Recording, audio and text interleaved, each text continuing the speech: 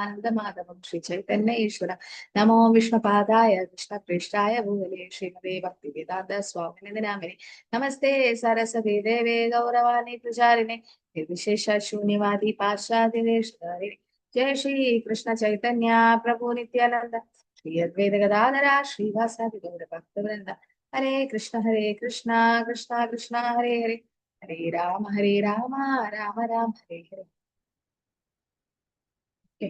10 ശ്ലോകങ്ങൾ അല്ലെ?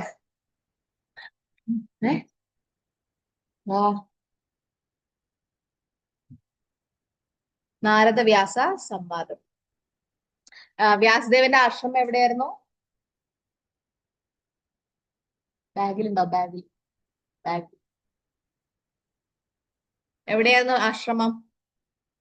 എനിക്കറിയാം. ആ ഏത് നദിയുടെ തീരത്തായിട്ടാണ്? സരസ്വതി അല്ലെ? സരസ്വതി. അപ്പൊ സരസ്വതി പുഴയുടെ തീരത്തായിട്ടാണ് ആശ്രമം. ശരിക്കും ഇതൊരു ചോദ്യമാണ്. ഭക്തിവൈഭവ ക്വസ്റ്റ്യൻ ബാങ്ക് നോക്കിയോ ആരെങ്കിലും? 6-ാം അധ്യായത്തിന്റെ കേൾക്കുന്നില്ലല്ലോ. എന്താ മാതാജി? കണ്ടതേ ഉള്ളൂ. അപ്പൊ അതിലൊരു ചോദ്യമില്ലേ, വ്യാസദേവന്റെ ആശ്രമം എവിടെയാണെന്നുള്ളത്? ചോദ്യമില്ലേ?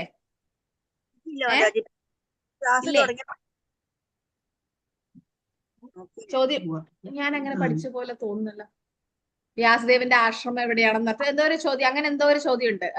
അപ്പം നമ്മളിപ്പം ക്വസ്റ്റ്യൻ ബാങ്ക് എന്നാണ് നിങ്ങൾക്ക് ക്വസ്റ്റ്യൻ പേപ്പർ ഇടുന്നുണ്ടെങ്കിൽ അത് വളരെ ഈസി അല്ലേ? LKG UKG കുട്ടികളെ പോലെ എന്താ പറയാ, ചോദ്യങ്ങൾ ഓൾറെഡി പറഞ്ഞു തരും, എന്നിട്ട് അത് തന്നെ ചോദിക്കും. അപ്പൊ അത് കുറച്ച് ബുദ്ധിമുട്ടായിട്ട് തോന്നി. ഭക്തിശാസ്ത്രിയിലൊക്കെ നമ്മൾ അതാ ചെയ്തേ, ക്വസ്റ്റ്യൻ ബാങ്ക് തരും, അതുകൊണ്ട് നിങ്ങൾക്ക് ഈസി ആയിരുന്നു അല്ലെ? പക്ഷെ ഭക്തി വൈഭവ് അങ്ങനെ ചെയ്തപ്പം എല്ലാവർക്കും 100-ൽ 100 മാർക്ക്. അപ്പൊ ഇംഗ്ലീഷിലെ ഡിപ്പാർട്ട്മെന്റിലെ ഒരു പ്രഭു ഉണ്ട്, പ്രാൺചൈതന്യ പ്രഭു, വളരെ സീനിയർ ആയിട്ടുള്ള ഡിവോട്ടിയ. ആ പ്രഭു പറഞ്ഞു, പ്രഭു ആയിരുന്നു ആദ്യത്തെ ഭക്തി വൈഭവ് തുടങ്ങിയത്. അപ്പൊ പ്രഭു പറഞ്ഞു അങ്ങനെയാവുമ്പം എല്ലാവർക്കും പരീക്ഷ വളരെ ഈസിയായി. ആരും വായിക്കുന്നില്ല ഭാഗവതം. എന്താ ചെയ്യാന്നറിയോ? ക്വസ്റ്റ്യൻ എടുക്കും, എന്നിട്ട് ക്വസ്റ്റ്യൻ അവിടെ തന്നെ കൊടുക്കുമല്ലേ, ഏത് ശ്ലോകത്തിലാണ് ഈ ആൻസർ ഉള്ളത്, എന്നിട്ട് അത് മാത്രം പോയി വായിച്ചിട്ട് അത് മാത്രം അവർ എഴുതിയെടുത്തിട്ട് എക്സാം എഴുതും. പ്രഭുപാദരുടെ ഭാവാർത്ഥം വായിക്കാതായി കുറെ ആൾക്കാർ, കുറെ ഡിവോട്ടീസ് അങ്ങനെ ചെയ്യാൻ തുടങ്ങി. അതിനുശേഷം രാമേശ്വര പ്രഭു എല്ലാരും കൂടെ തീരുമാനിച്ചു അങ്ങനെ പാടില്ല, വേറെ തന്നെ ക്വസ്റ്റ്യൻസ്. അതായത് ഈ പ്രഭു പ്രാൺചൈതന്യ പ്രഭു ഇരുന്ന് വായിക്കും, ഭാഗവതം ഭാവാർത്ഥം വായിച്ചിട്ടാണ് ചോദ്യങ്ങൾ ഉണ്ടാക്കുന്നത്. എത്ര ബുദ്ധിമുട്ടായിരിക്കും പ്രഭുവിന് ചോദ്യങ്ങൾ ഉണ്ടാക്കാൻ അല്ലെ? കാരണം അത്രയും ഇതായിട്ട് ഡീറ്റെയിൽ ആയിട്ടാണ് പ്രഭു വായിച്ചിട്ട് ചോദ്യങ്ങൾ ഉണ്ടാക്കുന്നത്. അതുകൊണ്ടാണ് നമ്മൾ അത് തന്നെ ഫോളോ ചെയ്യുന്നത്. കാരണം അതിനു വേണ്ടി പ്രിപ്പയർ ചെയ്യുമ്പോൾ നിങ്ങൾ എന്ത് ചെയ്യും? കൂടുതൽ സമയം ഭാവാർത്ഥം വായിക്കും. അതിനു വേണ്ടിയിട്ടാണ് നമ്മൾ ഇങ്ങനെ കുറച്ച് ഡിഫിക്കൽട്ട് ആക്കിയത്. പക്ഷെ ഞാൻ അതുകൊണ്ട് തന്നെ പ്രഭു പറഞ്ഞു ലിബറൽ ആക്കണം, കറക്ഷൻ സ്ട്രിക്റ്റ് ആക്കാൻ പാടില്ല. അതായത് മാർക്സ് എല്ലാവർക്കും ഈക്വൽ ആയിട്ട് കൊടുക്കുക, ഒരുപാട് മാർക്സ് ഒന്നും കുറക്കാൻ പാടില്ല. അതുകൊണ്ട് ഞാൻ നിങ്ങൾ അറ്റംപ്റ്റ് ചെയ്ത ആൻസർ ക്വസ്റ്റ്യൻസിനൊക്കെ കറക്റ്റ് മാർക്ക് അധികം കുറക്കാറില്ല. പക്ഷെ അതുകൊണ്ടാണ് ഞാൻ പറഞ്ഞ എല്ലാ ആൻസറും നിങ്ങൾ ഉത്തരങ്ങൾ എഴുതണം. ഇതിനെ അങ്ങനെ ഒഴിച്ചുവിടേണ്ട ആവശ്യമില്ല കേട്ടോ, എഴുതിയാ നല്ലത്. അപ്പൊ 1-ാം സ്കന്ധം 6-ാം അധ്യായം 11-ാമത്തെ ശ്ലോകം. നമോ ഭഗവതേ വാസുദേവായ. ഇത് നമ്മൾ കഴിഞ്ഞു, 10-ൽ നമ്മൾ എടുത്തു. നാരദ മുനിയുടെ അമ്മ അല്ലെ കാര്യം. പിന്നെ നാരദ മുനിയുടെ ജീവിതം, പിന്നെ ധ്യാനം, ഭഗവാന്റെ ദർശനം. അതാണ് 11 മുതൽ 19 വരെ ശ്ലോകം. ഓം നമോ ഭഗവതേ വാസുദേവായ. സ്ഫിതാഞ്ജനാപദാംസ്തത്ര പുരഗ്രാമാ വ്രജാകരൻ കേത കർവത പ്രതിശ്ച വനനി ഉപവനാനി ച. അപ്പൊ എന്താണ് അത് കഴിഞ്ഞിട്ടാകുമ്പോ നാരദ മുനി എന്താ ചെയ്തത്? കുറെ സ്ഥലങ്ങളിലൂടെ യാത്ര ചെയ്തു അല്ലെ? ഏകനായി ഞാൻ സഞ്ചരിച്ചു. എവിടെയാ? അനന്തരം മുളക്കൂട്ടങ്ങൾ, പിന്നെ ഈച്ചകൾ, ഓടപ്പുല്ല്, കുശപ്പുല്ല്, കാട്ടുചെടികൾ, ഗുഹകൾ എന്നിവയാൽ സമൃദ്ധമായതും ഒറ്റയ്ക്ക് സഞ്ചരിക്കാൻ ഏറെ പ്രയാസമായതുമായ നിരവധി വനങ്ങളിലൂടെ ഏകനായി ഞാൻ സഞ്ചരിച്ചു. അപ്പം എന്താ പറയാ, നാരദ മുനി ഒരുപാട് സ്ഥലങ്ങളിലൂടെ ഇങ്ങനെ പോയി. പക്ഷെ അതിന്റെ അർത്ഥം എന്താ? അതായത് ഒരേ ഒരു ആശ്രയായ ആ അമ്മ ഇല്ലാതായപ്പോ അത് ഒരു ഭഗവാന്റെ കാരുണ്യമായിട്ടാണ് നാരദ മുനി എടുത്തത്. അങ്ങനെ എല്ലാവർക്കും എടുക്കാൻ പറ്റില്ല അല്ലെ. ഭൗതികമായിട്ട് ആൾക്കാർ എന്താ ചെയ്യാ, കൃഷ്ണാവബോധം വിട്ടുപോകാനാണ് ചാൻസ്. ഒരുപാട് പേരെ എനിക്കറിയാം കൃഷ്ണാവബോധത്തിൽ നന്നായിട്ട് ജപിക്കുകയെല്ലാം ചെയ്ത് 16 മാല അതൊക്കെ ചെയ്യുന്നായിരുന്നു ഒരു പ്രഭു, എന്റെ സ്റ്റുഡന്റ് ആയിരുന്നു. അപ്പൊ 8 പ്രാവശ്യം അദ്ദേഹം, ഞാൻ ലെവൽ 1 എടുത്തോണ്ടിരിക്കുമ്പോ 8 പ്രാവശ്യം എന്റെ ക്ലാസ്സിൽ തന്നെ ലെവൽ 1 തന്നെ കണ്ടു.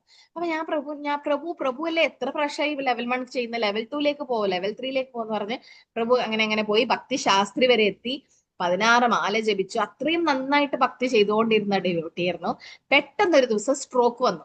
അതായത് വീട്ടിന്റെ ബാൽക്കണിയിൽ നിന്ന് പെട്ടെന്ന് തലകറങ്ങി വീണു, പക്ഷാപാതം പോലെ. പക്ഷെ ഭഗവാന്റെ കാര്യം കൊണ്ട് രക്ഷപ്പെട്ടു എന്ന് പറഞ്ഞാൽ കുറച്ച് നാള് മാത്രം അങ്ങനെ ഒരു കിടപ്പിലായിപ്പോയി. പക്ഷെ പിന്നീട് അദ്ദേഹത്തിന് ഒരു ബുദ്ധിമുട്ടും വന്നില്ല. വലതേ കണ്ണ് മാത്രം ചെറുങ്ങനെ ഒരു കാഴ്ച കുറഞ്ഞു എന്ന് മാത്രം. അത് ശരിക്കും ഭഗവാന്റെ കാരുണ്യാണ്. അല്ലാണ്ട് അത്രയും ഡോക്ടേഴ്സ് തന്നെ പറഞ്ഞു എങ്ങനെയാണ് ഈ സ്ട്രോക്ക് വന്ന ഒരാൾക്ക് ഇങ്ങനെ എണീച്ചിട്ട് നടക്കാൻ പറ്റിയും. അപ്പൊ അത് പക്ഷെ എന്ത് പറ്റി, അവരുടെ ബന്ധുക്കളൊക്കെ കൂടി അദ്ദേഹത്തെ ബ്രെയിൻ വാഷ് ചെയ്തിട്ട് ഭഗവാന്റെ നാമം ജപിച്ചിട്ട് എന്തായി നോക്കിയേ, എന്താ ഇപ്പൊ സംഭവിച്ചോ, ഇങ്ങനെയായി അങ്ങനെയാന്ന് പറഞ്ഞാൽ അദ്ദേഹം നാമജപം തന്നെ നിർത്തി. എനിക്ക് ഷോക്കായി പോയി അത് അറിഞ്ഞതിന് ശേഷം. കാരണം അങ്ങനെ നന്നായിട്ട് ഉയർന്നു വന്ന ഒരു വ്യക്തി, ദീക്ഷ എടുക്കാൻ വരെ ഞാൻ പ്രഭുവിനോട് പറഞ്ഞതാ. പക്ഷെ ഈ ഒരു കാര്യം അപ്പൊ ശരിക്കും അത് ഭഗവാന്റെ കാരുണ്യമായിട്ട് എടുക്കണം. കാരണം സ്ട്രോക്ക് വന്നു കഴിഞ്ഞാൽ ബ്രെയിനിലെ എന്താ പറയുക ബ്ലഡ് വെസൽസ് ഒക്കെ പൊട്ടിക്കഴിഞ്ഞാൽ പിന്നെ വളരെ ബുദ്ധിമുട്ടാണ്. ഏത് ഭാഗത്താ അനങ്ങാതാകാന്ന് പറയാൻ പറ്റില്ല. കുറെ വർഷങ്ങളോളം കിടപ്പിലായ ആൾക്കാരെ എനിക്കറിയാം, യങ് ആയിട്ടുള്ള ആൾക്കാരെ വരെ ആൾക്കാരെ അറിയാം. പക്ഷെ ഇദ്ദേഹം കുറച്ചു നാൾ മാത്രം കിടന്നു, പെട്ടെന്ന് ഒരു ദിവസം എല്ലാം ശരിയായി എണീറ്റ് നടന്നു. അതൊക്കെ തീർച്ചയായും ഭഗവാന്റെ കാരുണ്യാണ്. അപ്പൊ കൂടുതൽ ഭക്തി ചെയ്യാണ് അദ്ദേഹം വേണ്ടത്. പുനർജന്മം കിട്ടിയ പോലെയായി അദ്ദേഹത്തിന്. കൂടുതൽ ഭക്തി ചെയ്യാണ് വേണ്ടത്. പക്ഷെ എന്ത് ചെയ്തു, നാമജപം തന്നെ നിർത്തി അല്ലെ. അപ്പൊ ഓരോരുത്തരും എങ്ങനെ ഭഗവാന്റെ കാരുണ്യമായിട്ട് എടുക്കേണ്ടത്. വേറൊരു മാതാജി എന്റെ ഫ്രണ്ടാണ്, നമ്മുടെ ഒരുമിച്ച ദീക്ഷ എടുത്തത്. ആ മാതാജി ക്ലാസ് ഉണ്ടായിരുന്നു, ഭഗവത്ഗീത ക്ലാസ്. അപ്പൊ ക്ലാസ് എടുക്കാൻ വേണ്ടി മാതാജി ഹൈ സ്പീഡിൽ കാർ ഓടിച്ചു. അപ്പൊ മാതാജിയുടെ വീട്ടിൽ പോകുമ്പോ കുറെ വളവും തിരിവൊക്കെ ഉണ്ട്. എന്നിട്ട് ഒരു ലോറി വന്ന് കാർ ഇടിച്ചിട്ട്, കാർ ഇങ്ങനെ എന്താ പറയാ, നമ്മള് കാറ് റിപ്പയർ ചെയ്യാൻ കൊടുക്കില്ലേ, അതിന് പോലും യോഗ്യതയില്ലാത്ത അവസ്ഥയിലായി പോയി. അതായത് ട്രാഷിലേക്ക് പോയി. വേണ്ടാത്ത ഉപയോഗമില്ലാത്ത ആ കാറ് കണ്ട ആരും പറയില്ല ഉള്ളില് ആ വ്യക്തി ജീവിച്ചിരിപ്പുണ്ട്. പക്ഷെ മാതാജിക്ക് ഭഗവാൻ ഒരു ചെറിയ ഫ്രാക്ചർ ഇവിടെ നെറ്റിക്ക് അത്രയേ ഉണ്ടായിട്ടുള്ളൂ. പക്ഷെ ആ ഒരു അബോധ അവസ്ഥയിൽ മാതാജി പറഞ്ഞു എനിക്ക് ക്ലാസ് ഉണ്ട്, എനിക്ക് ഭഗവത്ഗീത ക്ലാസ് എടുക്കണം. അപ്പൊ ഭഗവാനെ ഓർത്തിട്ടും അത് ഓർത്തിട്ടാണ് മാതാജി പറയുന്നത്. എന്നിട്ട് മാതാജി അത് വേഗം അതിന് പുറത്തേക്ക് വന്നു. മാതാജി കൂടുതൽ നാമം ജപിക്കാനും കൂടുതൽ ക്ലാസ് എടുക്കാനും ഒക്കെ തുടങ്ങി. അപ്പൊ എന്താ പറയാ, മാതാജി പറഞ്ഞു എനിക്ക് കിട്ടിയ അജാമിളനെ പോലെ ഒരു പുനർജന്മാണ് എനിക്ക് കിട്ടിയതെന്ന്. അപ്പൊ നമുക്ക് ബുദ്ധിമുട്ടുകള് വിഷമങ്ങളും വരുമ്പം നാരദ് മുനി അത് പോസിറ്റീവായിട്ട് എടുത്തു അല്ലെ. നോക്കി ഏകനായിട്ട് സഞ്ചരിച്ചു, ചെറിയ കുട്ടിയാണ് അല്ലെ, 5 വയസ്സ്. എന്നിട്ട് ഭക്തിവേദാദികളെ പോലെ ഭക്തിയുത സേവനത്തിലേക്ക് തിരിഞ്ഞു. ധ്രുവ മഹാരാജ് അല്ലെ, ആ ഒരു ചെറിയ ബുദ്ധിമുട്ട് വീട്ടിലുണ്ടായപ്പോ അതൊരു പോസിറ്റീവായിട്ട് എടുത്തു. പക്ഷെ നെഗറ്റീവായിട്ട് എടുക്കുന്ന ആൾക്കാരും ഉണ്ട് അല്ലെ. നമ്മുടെ കർമ്മാണ് നമ്മൾ അനുഭവിക്കുന്നത്, പ്രാരബ്ധ കർമ്മം. ഇന്നൊരു മാതാജി പറഞ്ഞു എന്തെങ്കിലും സംഭവിച്ചു കഴിഞ്ഞാൽ അത് നമ്മുടെ പ്രാരബ്ധ കർമ്മാണ്, അത് നമ്മൾ അനുഭവിച്ചേ പറ്റൂ. പക്ഷെ ഭഗവാൻ അത് ചെറുതാക്കി തരും. പിന്നീട് നാരദ് മുനി എങ്ങനെയാ പോയത്, നളവേണു സരസ്തൻ കുഷ ഈച്ചക ഗഹ്വരം ഏക ഏവാദിയതോ അഹം അദ്രക്ഷം വിപിനം മഹത്. അപ്പൊ ഘോരം എവിടെയുള്ളിടത്തൊക്കെ പോയ സർപ്പങ്ങളും മൂങ്ങകളും കുറുക്കന്മാരും അല്ലെ, വിഹാര കേന്ദ്രങ്ങളായ അഗാധവും അന്ധകാരപൂർണമായ കരമാംബിതം ഭയാനകവുമായ വനങ്ങളും ഞാൻ സഞ്ചരിച്ചു. ധ്രുവ മഹാരാജ് പോയ സമയത്ത് ആരാണ് ധ്രുവ മഹാരാജനെ തടയാൻ ശ്രമിച്ചത് വനത്തിലേക്ക് പോകുമ്പോ? നാരദ് മുനി അല്ലെ. എന്തിനു വേണ്ടിയിട്ടായിരിക്കണം നാരദ് മുനി തടയാൻ ശ്രമിച്ചത്? അറിയാൻ വേണ്ടി. എന്താ മാതാജി?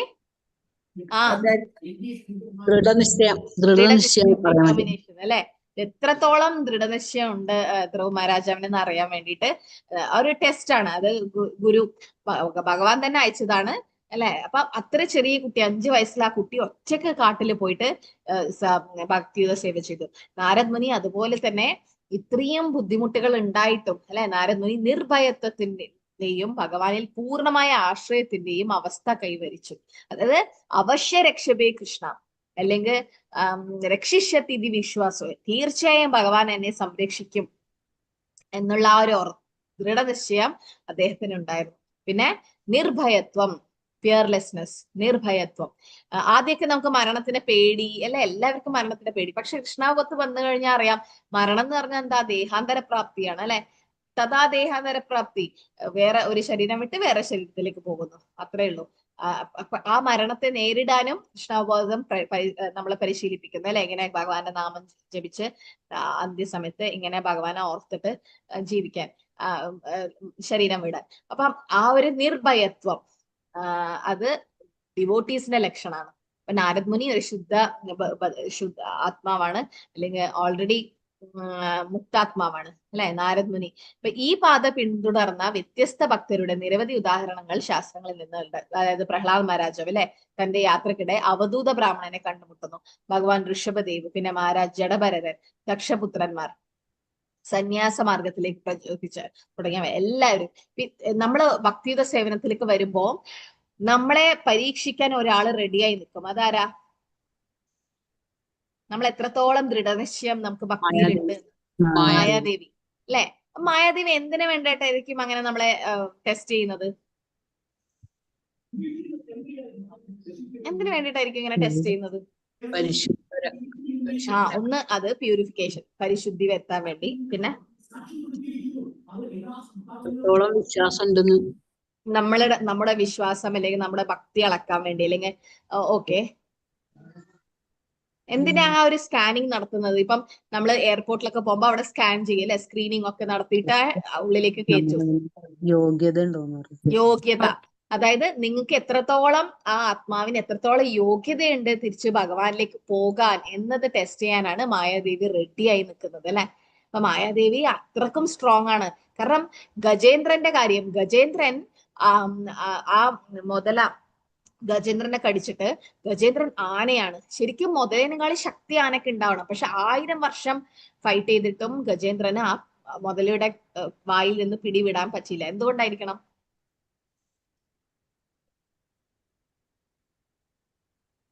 എന്തുകൊണ്ടായിരിക്കണം? മെയിൻ കാരണം എന്തുകൊണ്ടാ? വെള്ളത്തില് മുതലക്കല്ലേ അധികം ശക്തി ഉണ്ടാവുക. വെള്ളത്തില് മുതലക്കാണ് ശക്തി കൂടുതൽ അല്ലെ. ആന എന്താ പറയാ, ലാൻഡിൽ ജീവിക്കേണ്ട ആൾക്കാര് അല്ലെ, വെള്ളത്തിൽ ജീവിക്കേണ്ട ആളല്ല, ഭൂമിയിൽ ജീവിക്കേണ്ട ആളാ. പക്ഷെ തെറ്റായിട്ട് അവിടെ പോയി. അതുപോലെ ഈ ഭൗതിക ലോകം ആരുടെ ലോകാണ്? ഭൗതിക ലോകം ബദ്ധാത്മാക്കളുടെ. പക്ഷെ ആരാണ് ഇൻചാർജ്? ആരാണ് കൺട്രോൾ ചെയ്യുന്നത്? ഭഗവാൻ ശരിയാ, പക്ഷെ ഭഗവാന്റെ ദുർഗാദേവി, മായാശക്തി, ഭഗവാന്റെ മായാശക്തിയുടെ ലോകാണ് ഇത്. അപ്പം ഇവിടെ ആർക്കായിരിക്കും ശക്തി കൂടുതല്? അതും ഭഗവാന്റെ തന്നെ. മമ മായ ദുരത്തെ, ഭഗവാന്റെ തന്നെയാണ് മായാദേവി. പക്ഷെ നമ്മളെ ഭക്താത്മാക്കൾക്കാണോ ശക്തി കൂടുതൽ? മായാദേവിക്കായിരിക്കും ശക്തി കൂടുതൽ ഈ ഭൗതിക ലോകത്ത്? മായാദേവിക്ക് അല്ലെ, മായാദേവിക്ക്. അപ്പം നമ്മൾ തെറ്റായിട്ടുള്ള ഒരു സ്ഥലത്ത് വന്നിട്ടാണ്. ഗജേന്ദ്രൻ തെറ്റായിട്ടാണ് കാല അവിടെ വെള്ളത്തിൽ കൊണ്ടിരിക്കുന്നത്. കരയിൽ ജീവിക്കേണ്ട ആളാണ് ഗജേന്ദ്രൻ, പക്ഷെ തെറ്റായിട്ടുള്ള ഒരു സ്ഥലത്ത് പോയപ്പം അവിടെ മുതല പിടിച്ചു. അതുപോലെ നമ്മളും തെറ്റായിട്ടുള്ള സ്ഥലത്താണ് വന്നിരിക്കുന്നത്. നമ്മൾ എവിടെയാ ശരിക്കും? ഗോലോകത്തുള്ള ആൾക്കാരാ അല്ലെ, അല്ലെങ്കിൽ വൈകുണ്ഠത്തിൽ, അവിടെ ആധ്യാത്മിക ലോകത്തുള്ള ആൾക്കാരായിരുന്നു. പക്ഷെ പല കാരണം കൊണ്ട് നമ്മൾ വീണുപോയി, തെറ്റുകൊണ്ട് നമ്മൾ ഇവിടെ വീണുപോയി. അപ്പൊ വീണ് പോയി കഴിഞ്ഞാല് ഇവിടെ ഉള്ളത് നമ്മൾ തെറ്റായിട്ട് വന്ന ആൾക്കാർ. ഇത് നമ്മുടെ സ്ഥലമല്ല, മായാദേവിയുടെ സ്ഥലമാണ്. നമ്മളാണ് തെറ്റായിട്ട് വന്നിരിക്കുന്നത്. അപ്പൊ പ്രഭുപാദർ പറയും, മായാദേവി അത്ര ശക്തിയുള്ളവളല്ല, നിങ്ങളുടെ കൃഷ്ണാവബോധത്തിന് ശക്തിയില്ല, അതുകൊണ്ടാണ് നിങ്ങളെ മായ പിടിക്കുന്നത്. നമ്മൾ പറയല്ലേ മായ ട്രാപ്പ് ചെയ്യും, മായ ഭയങ്കര ശക്തിയാണ്, അങ്ങനെ ഇങ്ങനെ. പ്രഭുപാദർ പറയും മായക്ക് ശക്തി ഉണ്ട്, പക്ഷെ കൃഷ്ണന്റെ അത്ര ശക്തി ഉണ്ടോ മായക്ക്? ഇല്ല അല്ലെ, ഇല്ലല്ലോ. ഇല്ല.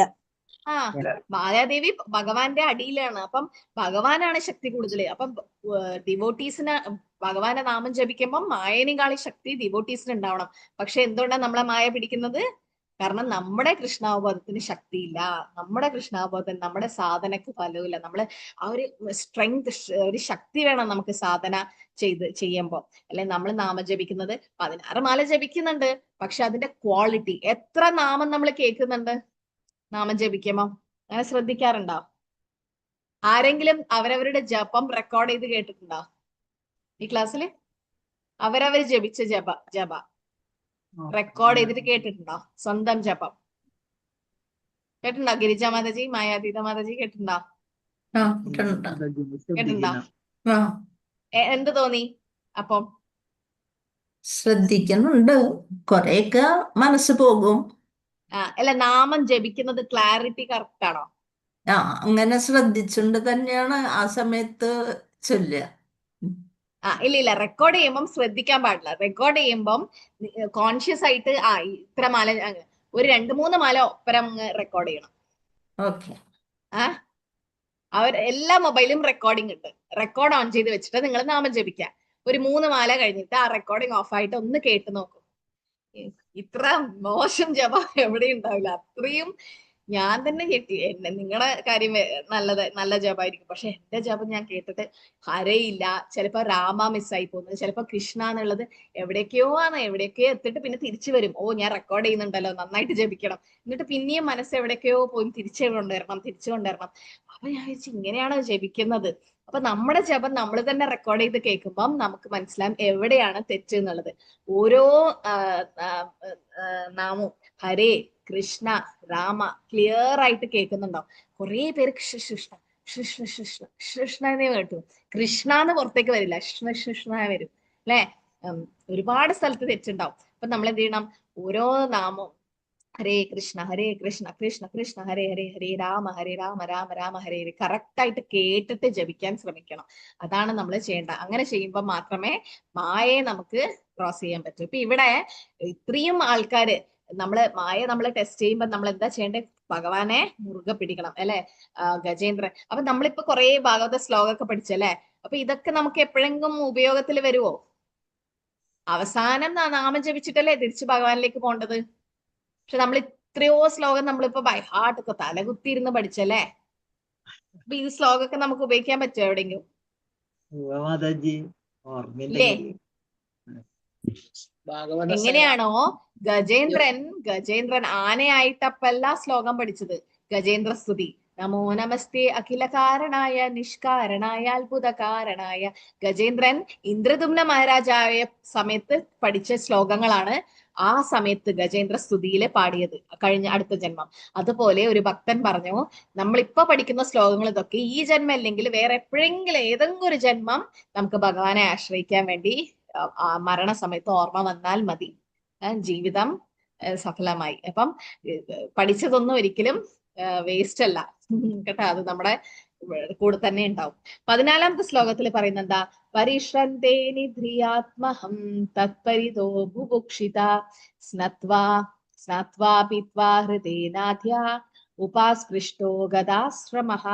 അപ്പം ഭഗവാനുടെ പൂർണ്ണ ആശ്രയത്വം ഭക്തിയിലും നമ്മുടെ ജീവിതം ലളിതമാക്കാനും വേണ്ടിയിട്ട് പ്രകൃതി ആവശ്യമായതെല്ലാം നൽകുന്നു, യാചിക്കേണ്ട ആവശ്യമില്ല. അപ്പം എന്തൊക്കെയാ നാരദ മുനി ചെയ്തത്? നാരദ മുനിക്ക് വളരെ ക്ഷീണം തോന്നിയപ്പം അവിടുത്തെ പുഴയിലുള്ള വെള്ളം കുടിച്ചു. പിന്നെ വിശന്നപ്പോ അവിടെയുള്ള എന്താ പറയാ പഴങ്ങളും പച്ചക്കറികളൊക്കെ കഴിച്ചു എന്നാ പറയുന്നത്.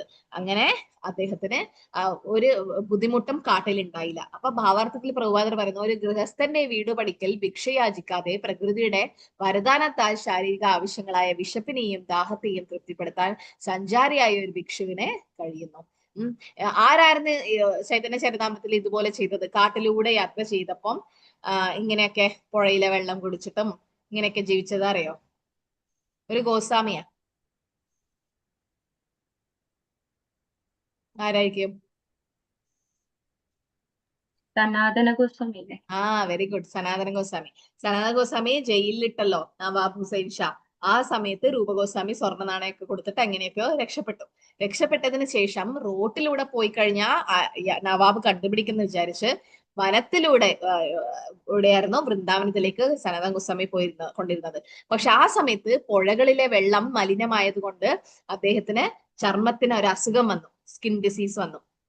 എന്നിട്ട് അദ്ദേഹത്തിന്റെ ശരീരത്തിൽ നിന്ന് ഒരു മോശ ഗന്ധം, ഈ എന്താ പറയാ സ്കിന്നൊക്കെ ഇങ്ങനെ അലിഞ്ഞു പോകുന്ന ഒരു അവസ്ഥ, കുഷ്ഠരോഗം പോലെ ആ ഒരു അവസ്ഥ വന്നപ്പം അദ്ദേഹത്തിന് വളരെ ബുദ്ധിമുട്ടായി പിന്നീട്. എന്നിട്ട് ചൈതന്യ മഹാപ്രഭു എന്താ ചെയ്യാ? സനാതന ഗോസ്വാമി കണ്ടപാട് കെട്ടിപ്പിടിക്കും. അപ്പൊ ഇതൊക്കെ ചലം ഒക്കെ ചൈതന്യ മഹാപ്രഭുയുടെ ശരീരത്തിലാകും. അപ്പൊ സനാതന ഗോസ്വാമി പറയും, എന്നെ പിടിക്കല്ല, എന്നെ തുടരുത്, ഞാൻ മൂച്ചിയാണ്, എനിക്ക് ശുചിത്വം ഇല്ല, ദയവേത് അങ്ങനെ ചെയ്യാൻ പാടില്ല. അങ്ങനെ സനാതന ഗോസ്വാമി എന്താ തീരുമാനിക്കുക, എനിക്ക് ആത്മഹത്യ ചെയ്യണം. പക്ഷെ ആ ആത്മഹത്യയും ആധ്യാത്മികമായ ട്രാൻസിഡന്റൽ ആയിട്ടുള്ള ആത്മഹത്യയാണ്. എങ്ങനെയാണ് ആത്മഹത്യ ചെയ്യാൻ സനാതന ഗോസ്വാമി ശ്രമിച്ചതെന്ന് അറിയോ, അല്ല തീരുമാനിച്ചത് അറിയോ? ജഗന്നാഥ് പുരിയിലെ രഥയാത്ര ഉണ്ടല്ലോ, രഥം. ആ രഥം വരുമ്പം രഥത്തിന്റെ മുമ്പിൽ ചാടിയിട്ട് ഞാൻ രഥം എന്റെ കാരണം ജഗന്നാഥ് പുരിയിലെ രഥം എന്ന് പറഞ്ഞാൽ നമ്മുടെ ഇവിടെ രഥമല്ല, അത്രയും എന്താ പറയാ ഭയങ്കര വെയിറ്റ് ആയിരിക്കും അതിന്റെ ചക്രത്തിനൊക്കെ. അപ്പം രഥത്തിന്റെ മുമ്പിൽ ചാടിയിട്ട് ഞാൻ ആത്മഹത്യ ചെയ്യുമെന്ന് സനാതന ഗോസ്വാമി മനസ്സിൽ വിചാരിക്കും. പക്ഷെ അത് ചൈതന്യ മഹാപ്രഭുവിന് മനസ്സിലാവും. ചൈതന്യ മഹാപ്രഭു പറയും സനാതന ഗോസ്വാമിനോട്, നിന്റെ ഈ ശരീരം എന്റേതാണ്, അതായത് നമുക്ക് കിട്ടിയ ശരീരം ഭഗവാൻ തന്നതാണ്, ഭഗവാന്റേതാണ് അല്ലെ. അപ്പൊ ആ ശരീരം ഇല്ലാതാക്കാനും നമുക്ക് ഭഗവാന്റെ പെർമിഷൻ വേണ്ടവരും. സോ ആകയാൽ ഭിക്ഷാന്തേഹി ഗൃഹസ്ഥന്റെ ഭവനത്തിൽ ആഗമിക്കുന്നത് യാചിക്കാനല്ല, മറിച്ച് ആ ഗൃഹസ്ഥനെ ആത്മീയമായി പ്രബുദ്ധനാക്കാനാണ്. അപ്പം ഏതെങ്കിലും സന്യാസിമാരും ഇസ്കോണിലൊക്കെ സന്യാസിമാരെ യാത്ര ചെയ്യുമ്പം അതാത് സ്ഥലത്തുള്ള വീട്ടിലൊക്കെ താമസിക്കും, അല്ലെങ്കിൽ അവിടെയുള്ള അമ്പലത്തില് സൗകര്യം ഇല്ലെങ്കിൽ ഗൃഹസ്ഥരുടെ വീട്ടിലൊക്കെ പോകും. ആ സമയത്ത് നമ്മൾ അതൊരു സേവ ചെയ്യാനുള്ള ഒരു അവസരമായി എടുത്ത് അവർക്കുള്ള പ്രസാദം ഉണ്ടാക്കി കൊടുക്കുക. അത് കാരണം അവര് യാചിക്കാനല്ല വരുന്നത്, അവര് ആത്മീയമായിട്ട് നമ്മളെ ഉദ്ധരിക്കാൻ വേണ്ടി വരുന്നതാണ്, പ്രബുദ്ധമാക്കാൻ വേണ്ടി വരുന്ന. പക്ഷെ നാരദ മുനി അതൊന്നും ചെയ്തില്ല. ഗൃഹസ്ഥരെ ഒരു വീട്ടിലും പോയില്ല. നാരദ മുനി എന്താ ചെയ്തത്, അദ്ദേഹം എവിടെ കാട്ടിൽ എന്തൊക്കെ കിട്ടുമോ അതൊക്കെ കൊണ്ട് ജീവിച്ചു എന്നാ പറയുന്നത്. ആരെങ്കിലും ഇതൊന്ന് വായിക്കോ? കിടന്നുറങ്ങാൻ വിശാലമായ കൃഷ്ണ വായിച്ചോളൂ. കൃഷ്ണ കിടന്നുറങ്ങാൻ വിശാലമായ സമതല ഭൂമിയുള്ളപ്പോൾ ശയ്യകളുടെയും കട്ടിലുകളുടെയും ആവശ്യമെന്ത്? സ്വന്തം കരങ്ങൾ ഉപയോഗിക്കാമെന്നിരിക്കെ തലയിണയുടെ ആവശ്യമെന്ത്? കൈപ്പത്തികൾ ഉപയോഗിക്കാമെന്നിരിക്കെ വിവിധ തരത്തിലുള്ള പാത്രങ്ങളുടെ ആവശ്യമെന്ത്? വൃക്ഷങ്ങളുടെ ആവരണങ്ങൾ, മരവുരി യഥേഷ്ടമുള്ളപ്പോൾ വസ്ത്രങ്ങളുടെ ആവശ്യമെന്ത്? പൊതുവീഥിയിൽ കീറിയ തുണിക്കഷ്ണങ്ങളൊന്നും കിടപ്പില്ലേ? മറ്റുള്ളവരെ പോഷിപ്പിക്കാനായി നിലനിൽക്കുന്ന വൃക്ഷങ്ങൾ ദാനമായി ഭിക്ഷയൊന്നും നൽകുന്നില്ലയോ? നദികൾ വറ്റിപ്പോവുകയാൽ ദാഹജലം തരുന്നില്ലയോ? മലകളിലെ ഗുഹകളൊക്കെ അടഞ്ഞുപോയോ? ഇതിനെല്ലാം ഉപരി സർവശക്തനായ ഭഗവാൻ പൂർണ്ണ സമർപ്പിത ആത്മാക്കളെ സംരക്ഷിക്കുന്നില്ലയോ? പിന്നെന്തിനാണ് ജ്ഞാനികളായ മുനിവര്യന്മാർ കഠിനയത്നത്താൽ സമ്പാദിച്ച ധനത്തിൽ മതാന്ധരായവരെ മുഖസ്തുതി പറയാൻ പോകുന്നു? ഹരേ കൃഷ്ണ. ശ്രീ ഭാഗവതം 2:2-4-5 വരെയുള്ള ശ്ലോകം. അപ്പൊ ഇതിലെന്താ പറയുന്നത്, ഇത് മരവുരി ഇതൊന്നും ഗൃഹസ്ഥർക്ക് വേണ്ടിയിട്ടുള്ളതല്ല. എങ്ങനെയാണോ ഒരു സന്യാസിമാരൊക്കെ പണ്ട് കാലത്തൊക്കെ ഇങ്ങനെയായിരുന്നു അല്ലെ, സന്യാസിമാര് ഇവിടെ എന്താ പറയാ ഒന്നും ആവശ്യമില്ലാത്ത അവർക്ക്. ഞാൻ വൃന്ദാവനത്തിൽ കണ്ടിട്ടുണ്ട് ഇങ്ങനത്തെ സന്യാസിമാരെ. എന്താ പറയാ, ഒന്നും ഉണ്ടാവില്ല അവരുടെ കയ്യിൽ. ഒരു കമണ്ടലും ഉണ്ടാവും, അതിൽ കുറച്ച് എന്താ മധുക്കരി ചെയ്യല്ലോ. മധുക്കരി എന്ന് പറഞ്ഞാൽ എന്താ അറിയോ? മധുക്കരി ചെയ്തിട്ടാണ് അവര് ജീവിക്കുക. ഭിക്ഷ യാചിക്കുന്നത് അല്ലെ. അതിനെന്തുകൊണ്ടാ മധുക്കരി എന്ന് പറയുന്നത്? മധുക്കരി പല പൂക്കളിൽ നിന്ന് തേൻ സ്വീകരിക്കുന്നത് പോലെ. അതെ, വെരി ഗുഡ്. അപ്പം എങ്ങനെയാണോ അല്ലെ, ഒരു തേനീച്ച ഒരു പൂവിൽ നിന്നല്ല എല്ലാ തേനും സ്വീകരിക്കുക. കുറച്ച് തേന് ഓരോ സ്ഥലത്ത് പോയിട്ട് എടുക്കും. അതുപോലെ ഈ ഭിക്ഷാന്തേഹികള് ഇവരെന്താ ചെയ്യാ, ഒരു വീട്ടിൽ നിന്ന് കുറച്ച് റൊട്ടി വാങ്ങും, ഒരു വീട്ടിൽ നിന്ന് കുറച്ച് കറി എന്തെങ്കിലും, അല്ലെങ്കിൽ ഒരു വീട്ടിൽ നിന്ന് കുറച്ച് ചോറ്, അങ്ങനെ എല്ലാ വീട്ടിൽ നിന്നും കുറച്ച് മാത്രം എടുക്കും. പ്രത്യേകിച്ചും ഏകാദശി ദിവസം വ്രജവാസികളായിരിക്കാം ഇവര്, വ്രജത്തിൽ ജീവിക്കുന്ന ആൾക്കാര്, അവര് ഗൃഹസ്ഥര വീട്ടില് കാർത്തിക മാസമൊക്കെ പോകും. അപ്പം വൈഷ്ണവ സേവ ചെയ്യണം എന്നാണ് ആ സമയത്ത് ഗൃഹസ്ഥര് അവർക്ക് വേണ്ടുന്ന എല്ലാ കാര്യങ്ങളും ചെയ്തു കൊടുക്കും. പക്ഷെ ഇതിൽ പറയുന്നത് നാരദ മുനി അങ്ങനെയൊന്നും ചെയ്തില്ല. എന്താ ചെയ്തേ, കൈ തന്നെ തലങ്ങണയായിട്ട് ഉപയോഗിച്ചു. പിന്നെ വൃക്ഷങ്ങളുടെ ആ ഒരു ആവരണങ്ങളെ മരമുരിയായിട്ട് ഡ്രസ്സായിട്ട് ഉപയോഗിച്ചു. എവിടെയാണ് കടന്നുറങ്ങുന്നത്. അപ്പം വൃന്ദാവനത്തിൽ പോയാൽ ഇങ്ങനെ ഒരുപാട് പേരെ നമുക്ക് കാണാൻ പറ്റും. ശരിക്കും വൃന്ദാവനത്തിൽ ഒരുപാട് മക്കൾ അച്ഛനമ്മമാരെ വയസ്സായി കഴിഞ്ഞാൽ ഉപേക്ഷിക്കാറുണ്ട് അവിടെ പോയിട്ട്. അതും ശരിക്കും എന്നിട്ട് നമ്മള് വൃന്ദാവൻ പരിക്രമ ചെയ്യുമ്പോൾ ഒരു അച്ഛനമ്മയും നമ്മുടെ ഇങ്ങനെ യാചിക്കുകയായിരുന്നു നമ്മളോട്, കുറച്ച് പൈസ തരുമോ, ട്രെയിൻ ടിക്കറ്റ് എടുക്കാനാണ്, തിരിച്ചു നാട്ടിലേക്ക് പോകാനാണ്, മക്കൾ ഇവിടെ ഉപേക്ഷിച്ചിട്ട് പോയി, അങ്ങനെ പറയുന്നുണ്ട്. പക്ഷേ ഒരു സാധു അവരോട് പറഞ്ഞു, നിങ്ങൾ വൃന്ദാവനത്തിലാ ഉള്ളത്, വയസ്സായി അല്ലേ, 60-70 വയസ്സായി, വൃന്ദാവനത്തിലെത്തി. ഭഗവാന്റെ കാരുണ്യം കൊണ്ടാണ് നിങ്ങൾ ഇപ്പൊ ഈ അവസാന സമയം വൃന്ദാവനത്തിലെത്തിയത്. ഇനി തിരിച്ച് പ്രാരബ്ധമുള്ള അവിടത്തേക്ക് പോയിട്ട് അവർക്കും തലവേദനയായിട്ടാണ് ഇവിടെ കൊണ്ടാക്കിയത്. അപ്പൊ ഇത് ഭഗവാൻ രാധാറാണിയുടെ കാരുണ്യം നിങ്ങൾക്ക് ഉണ്ടാവും. പറയേണ്ട താമസം ആ സമയത്ത് തന്നെ ഒരുപാട് പേര് വന്നിട്ട് അവർക്ക് വേണ്ടുന്ന എല്ലാ കാര്യങ്ങളും ചെയ്തു കൊടുത്തു. താമസിക്കേണ്ട സ്ഥലം, പിന്നെ ഭക്ഷണം.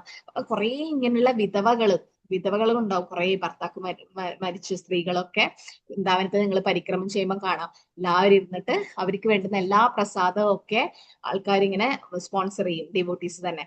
അപ്പൊ വൃന്ദാവനത്തിൽ എത്തിയത് അതും ഭഗവാന്റെ സ്പെഷ്യൽ കാരുണ്യമായിട്ടാണ് അവരെടുക്കേണ്ടത് അല്ലെ. കാരണം അവസാന നിമിഷം എന്താ പറയാ, ഭഗവാനെ ഓർത്തിട്ട് വൃന്ദാവനത്തിൽ ജീവിക്കാൻ വേണ്ടിയിട്ട്.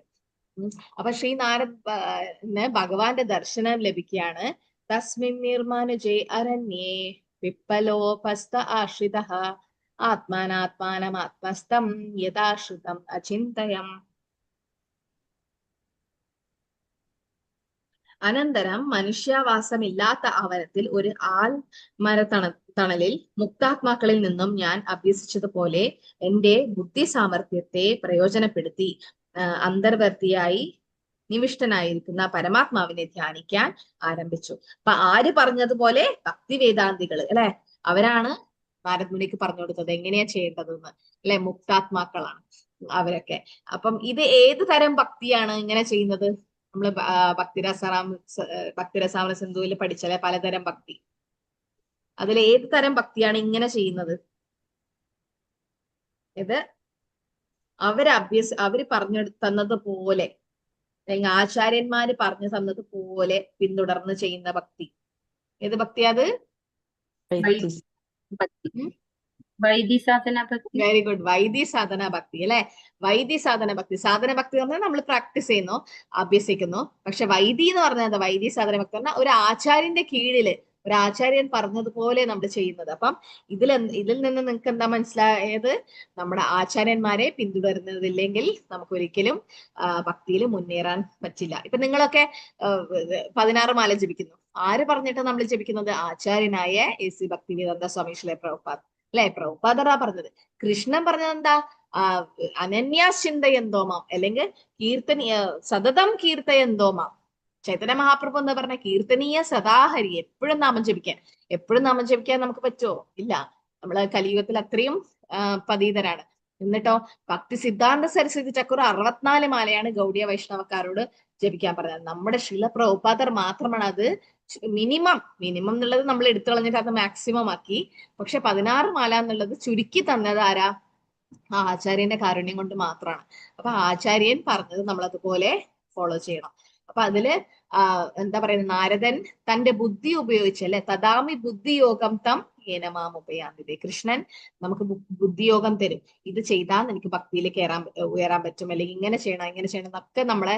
കാരണം ഭഗവാൻ നമ്മുടെ ഹൃദയത്തിൽ ചൈത്യഗുരു ആയിട്ടുണ്ട് അല്ലെ. ഭഗവാൻ നമുക്ക് ഒരു എന്താ പറയാ ഉപദേശം തരും, അല്ലെങ്കിൽ നമുക്ക് ദീക്ഷാഗുരു ശിക്ഷാഗുരുക്കന്മാരോട് ചോദിക്കാം.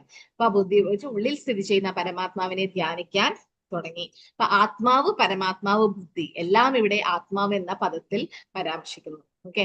തേങ്ങയെ തന്നെ വ്യത്യസ്ത രൂപങ്ങളിൽ നിങ്ങൾക്ക് മനസ്സിലാക്കാൻ പറ്റും അല്ലെ. തേങ്ങ ഇളനീറായുന്ന സമയത്ത് ഓക്കെ അതും തേങ്ങ തന്നെയാണ്, പക്ഷെ അത് അധികം പക്വമായിട്ടില്ല. പിന്നെ കൊപ്രയും തേങ്ങ തന്നെയാണ്, പക്ഷെ വേറൊരു രീതിയിലാണ് ആ തേങ്ങ ഉള്ളത് അല്ലെ. അത് പക്ഷെ ഉള്ളിലുള്ളത് എന്താ? തേങ്ങ തന്നെ. അപ്പൊ അതുപോലെ ആത്മാവ്, പരമാത്മാവ്, ബുദ്ധി ഇതെല്ലാം ഒരേ ഇതിനാണ് സൂചിപ്പിക്കുന്നത് പറയുന്നത്. പിന്നെ സ്വന്തം മനോരഥത്തിനനുസരിച്ച് ഒരാൾ ധ്യാനത്തിൽ ഏർപ്പെടരുത്. ആധികാരിക സ്രോതസ്സുകളാൽ ശാസ്ത്രങ്ങളിൽ നിന്നും പ്രാമാണികനായ ആ ആധ്യാത്മിക ഗുരുവാകുന്ന സുതാര്യ മാധ്യമത്തിലൂടെയും പരിശീലനം സിദ്ധിച്ച തന്റെ ബുദ്ധിയുടെ ശരിയായ ഉപയോഗത്തിലൂടെയും എല്ലാ ജീവാത്മാക്കളുടെയും ഉള്ളിൽ നിവസിക്കുന്ന പരമാത്മാവിനെ ധ്യാനിക്കുന്നതിന് ഒരുവൻ പൂർണ്ണമായ അറിവ് നേടിയിരിക്കണം. നമ്മൾ ഭക്തി ചെയ്യുമ്പം ശാസ്ത്രങ്ങൾ പിന്തുടർത്തായിരിക്കണം ഭക്തി ചെയ്യേണ്ടത്. അത് ഏത് ശ്ലോകാണ് പറയുന്നത്? ഭക്തിരസാമൃത സിന്ധു തന്നെ ഉണ്ട് അല്ലെ. ഏതായിരുന്നു ആ ശ്ലോകം? സ്മൃതി ശ്രുതി പുരാണാദി ആർക്കും അറിയാം? പാഞ്ചരാത്രിം വിതിമ്മിന. അത് എന്താ പറയാ, ബൈഹാർട്ട് ചെയ്യേണ്ട ശ്ലോകമല്ല, അതുകൊണ്ട് ആരും പഠിച്ചില്ല അല്ലെ. ശ്രുതി സ്മൃതി പുരാണാദി അറിയാമോ അത്? ജയ് കൃഷ്ണ ശ്രുതി സ്മൃതി സ്മൃതിം പുരാണാദി പുരാണാദി പഞ്ചരാത്രിം വിധിം ഐകാന്തി ഹരേ ഭക്തി ഉപാദായ കൽപ്പതേ. അതിന്റെ അർത്ഥം എന്താ? ഇത് അതായത് ശ്രുതിയിലും സ്മൃതിയിലും ഒക്കെ പറയാത്ത ഇത് സമൂഹത്തിൽ അസ്വസ്ഥതകൾ സൃഷ്ടിക്കുന്നു. Very good. അപ്പൊ സ്മൃതി സ്മൃതി പുരാണാദി പഞ്ചരാത്രി വിധിംവിന, ശ്രുതിയും സ്മൃതിയും അതായത് വേദങ്ങളിൽ ഒന്നും പറയാത്ത ആ ഒരു വിധി പ്രകാരം അല്ലെ നാരദ പഞ്ചരാത്രി വിധി അല്ലെങ്കിൽ ഭാഗവത് വിധി ഇതൊന്നും അനുസരിക്കാതെ നമ്മള് ഏകാന്തികി ഹരിർ ഭക്തി, ഒറ്റയ്ക്ക് ഭക്തി ചെയ്ത എന്താവും? ഉത്പൈദേവ കൽപ്പതേ. അതൊരിക്കലും നമുക്ക് നല്ലതിന് വേണ്ടിയിട്ടല്ല, അത് കൂടുതൽ ബുദ്ധിമുട്ട് മാത്രമേ ഉണ്ടാക്കുകയുള്ളൂ സൊസൈറ്റിയില്. കാണുന്നുണ്ട് എല്ലാവർക്കും. അപ്പൊ ഇതാ അതിൽ രൂപഗോസ്വാമി പറയുന്നുണ്ട്. രൂപഗോസ്വാമി എന്താ പറയുന്നത്? ശ്രുതി സ്മൃതി പുരാണാദ്രി പാഞ്ചരാത്രി വിധിംവിന ഏകാന്തികി ഹരിർ ഭക്തി ഉത്പൈദേവ കൽപ്പതേ. ശ്രുതി സ്മൃതി പുരാണാദി, ശ്രുതി പുരാണങ്ങൾ ഒന്നും പഠിക്കാതെ, അതായത് അതിലൊന്നും പറയാത്ത രീതിയിൽ പാഞ്ചരാത്രി വിധി ഒന്നും ചെയ്യാതെ ഏകാന്തികി ഹരിർ ഭക്തി, ഒറ്റയ്ക്ക് ഭക്തി ചെയ്യാണ് അവര്. ഏകാന്തികി, അവർക്ക് തോന്നിയ രീതിയിൽ ഭക്തി ചെയ്യുന്നു. ഉത്പൈദേവ കൽപ്പതേ. അത് സൊസൈറ്റിയിൽ പ്രശ്നങ്ങൾ മാത്രമേ ഉണ്ടാക്കുകയുള്ളൂ. ഉപനിഷത്തുകള്, പുരാണങ്ങള്, നാരദ പഞ്ചരാത്രം തുടങ്ങിയ അംഗീകൃത വേദ സാഹിത്യങ്ങളെ അവഗണിക്കുന്ന ഭഗവത് സേവനം സമൂഹത്തിൽ അനാവശ്യമായ ഒരു അസ്വസ്ഥതയാണ്. ഭക്തിരസാം സിന്ധു 1:2:101 ഇതിൽ പറയുന്നുണ്ട്. അത് എങ്ങനെയുള്ള ആൾക്കാരാണ് ഇങ്ങനെ ചെയ്യുന്നത്? അവരെന്താ വിളിക്കുക? അവർക്ക് തോന്നിയ രീതിയിൽ അവർ ഭക്തി ചെയ്യും. സഹജിയർ, അവരാണ് സഹജിയ. സഹജിയ എന്ന് പറഞ്ഞാൽ അവർക്ക് തോന്നിയ രീതിയിൽ, അവർക്ക് ഗുരുവില്ല, അവര് ഗുരുവിനെ ഫോളോ ചെയ്യില്ല, അവര് നാമം ജപിക്കില്ല, അവര് ശാസ്ത്രങ്ങൾ പഠിക്കില്ല. പിന്നെന്താ, ഞാൻ ഗോപിയാണ്, ഞാന് ഗോപിയാണെന്ന് പറഞ്ഞിട്ട് നടക്കും. പക്ഷെ അത് തെറ്റാണ്. ഉത്പൈദേവ കൽപ്പതേ. അത് അസ്വസ്ഥത മാത്രമാണ് സൃഷ്ടിക്കുക. നമ്മൾ ഒരിക്കലും അങ്ങനെ ചെയ്യാൻ പാടില്ല. നമ്മള് ശ്രുതി സ്മൃതിയും പുരാണങ്ങളും ഫോളോ ചെയ്ത്, അല്ലെ, ഗുരു ശാസ്ത്ര സാധു, അല്ലെ, ഗുരു സാധു ശാസ്ത്രവാക്യ ചിത്തേതേ കൊരിയായിക്ക. ഗുരു സാധു ശാസ്ത്രങ്ങളും, ശാസ്ത്രത്തിൽ എന്തായാലും പറഞ്ഞിരിക്കണം. എന്നിൽ മാത്രമേ നമ്മൾ ചെയ്യേണ്ട ആ ഭക്തി, അല്ലെ, ശാസ്ത്രത്തിൽ പറഞ്ഞിരിക്കുന്ന പോലെയാണ്. ഭാഗവതത്തിലും പറഞ്ഞിരിക്കുന്നുണ്ട്, അല്ലെ, ഭഗവാനെ നാമം ജപിക്കാൻ. എവിടെ പറഞ്ഞിരിക്കുന്നത് ഭാഗവതത്തില് നാമം ജപിക്കാൻ?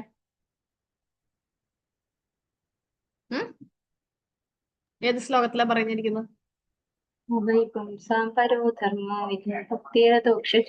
അത് ഭക്തി ചെയ്യാൻ, നാമം ജപിക്കാൻ.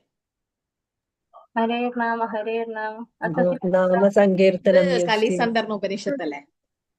Very good. ഏതാ ശ്ലോകം? നാമസങ്കീർത്തനം യസ്യ സർവപാപപ്രണാശനം. നാമസങ്കീർത്തനം യസ്യ സർവപാപപ്രണാശനം പ്രണമോ ദുഃഖശമനഃ തം നമാമിൻ ഹരിം പരം. Very good. അത് 12-ാം സ്കന്ധം, അല്ലെ, അവസാനം ഭാഗവതം അവസാനിക്കുന്നത് എങ്ങനെയാ? 13-ാമത്തെ ശ്ലോകം, 23-ാമത്തെ അധ്യായം, 13-ാമത്തെ അധ്യായം 23-ാമത്തെ ശ്ലോകത്തിൽ എന്താ പറയുന്നത്? നാമസങ്കീർത്തനം യസ്യ സർവപാപപ്രണാശനം പ്രണമോ ദുഃഖശമനഃ തം നമാമിൻ ഹരിം പരം. ആരുടെ നാമം? ഹരിയുടെ നാമം. നാമസങ്കീർത്തനം യസ്യ, നാമസങ്കീർത്തനാണ് നമ്മൾ ചെയ്യേണ്ടത്. കാരണം എന്തുണ്ടായ? സർവപാപ എല്ലാ പാപങ്ങളും ഇല്ലാണ്ടാക്കാൻ ആ നാമസങ്കീർത്തനം പറ്റും. പ്രണമോ ദുഃഖശമനം, പ്രണാമം ചെയ്തു കഴിഞ്ഞാൽ, ഭഗവാനെ നമസ്കരിച്ചാൽ എന്താവാ? ദുഃഖശമനസ്ഥം, ദുഃഖങ്ങൾ ഇല്ലാണ്ടാക്കും. തം നമാമിൻ ഹരിം പരം. ആരെ? ഹരിയെ, കൃഷ്ണനെ, അല്ലെ. അപ്പം ഭാഗവതത്തിൽ പറഞ്ഞ എല്ലാ പാപഫലങ്ങളും നശിപ്പിക്കുന്ന വിശുദ്ധ നാമങ്ങളുടെ കൂട്ടജപം, അതായത് ഒരുപാട് എല്ലാവരും കൂടിയിരിക്കുന്ന കോൺഗ്രിഗേഷണൽ ചാണ്ടിങ്, ഒറ്റക്കുള്ള ജപവും പറ്റും, പക്ഷെ കൂട്ടജപം എല്ലാ ഭൗതിക ക്ലേശങ്ങളുടെ ശമനം നൽകുന്നു. പരമപുരുഷനായ ഹരിക്ക് ഞാൻ ആദരപൂർവമായ പ്രണാമങ്ങൾ അർപ്പിക്കുന്നു. അപ്പൊ ഭാഗവതം അവസാനിക്കുന്നത് ഇങ്ങനെയാണ്. എന്താ പറയാ, ഇത് അവസാനത്തെ ശ്ലോകം അല്ലേ ഭാഗവതത്തിന്റെ? അല്ലെ, 18,000-ാമത്തെ ശ്ലോകമാണ് ഭാഗവതത്തിന്, അല്ലേ പ്രഭു? കണ്ട, അടുത്ത ശ്ലോകം ഇല്ല, ലാസ്റ്റ് ശ്ലോകം. ഭാഗവതം അവസാനിക്കുന്ന തന്നെ നാമജപത്തിലാണ്. നാമസങ്കീർത്തനം യസ്യ സർവപാപ പ്രണാശന പ്രണമ ദുഃഖശമന സ്തം നമാമിൻ ഹരിപരം. 18,000-ാമത്തിലെ ശ്ലോകം ശുകദേവ ഗോസ്വാമി അവസാനിപ്പിക്കുന്നത് ഈ ഒരു വാക്ക് പറഞ്ഞിട്ടാ. അവസാനം എന്താ?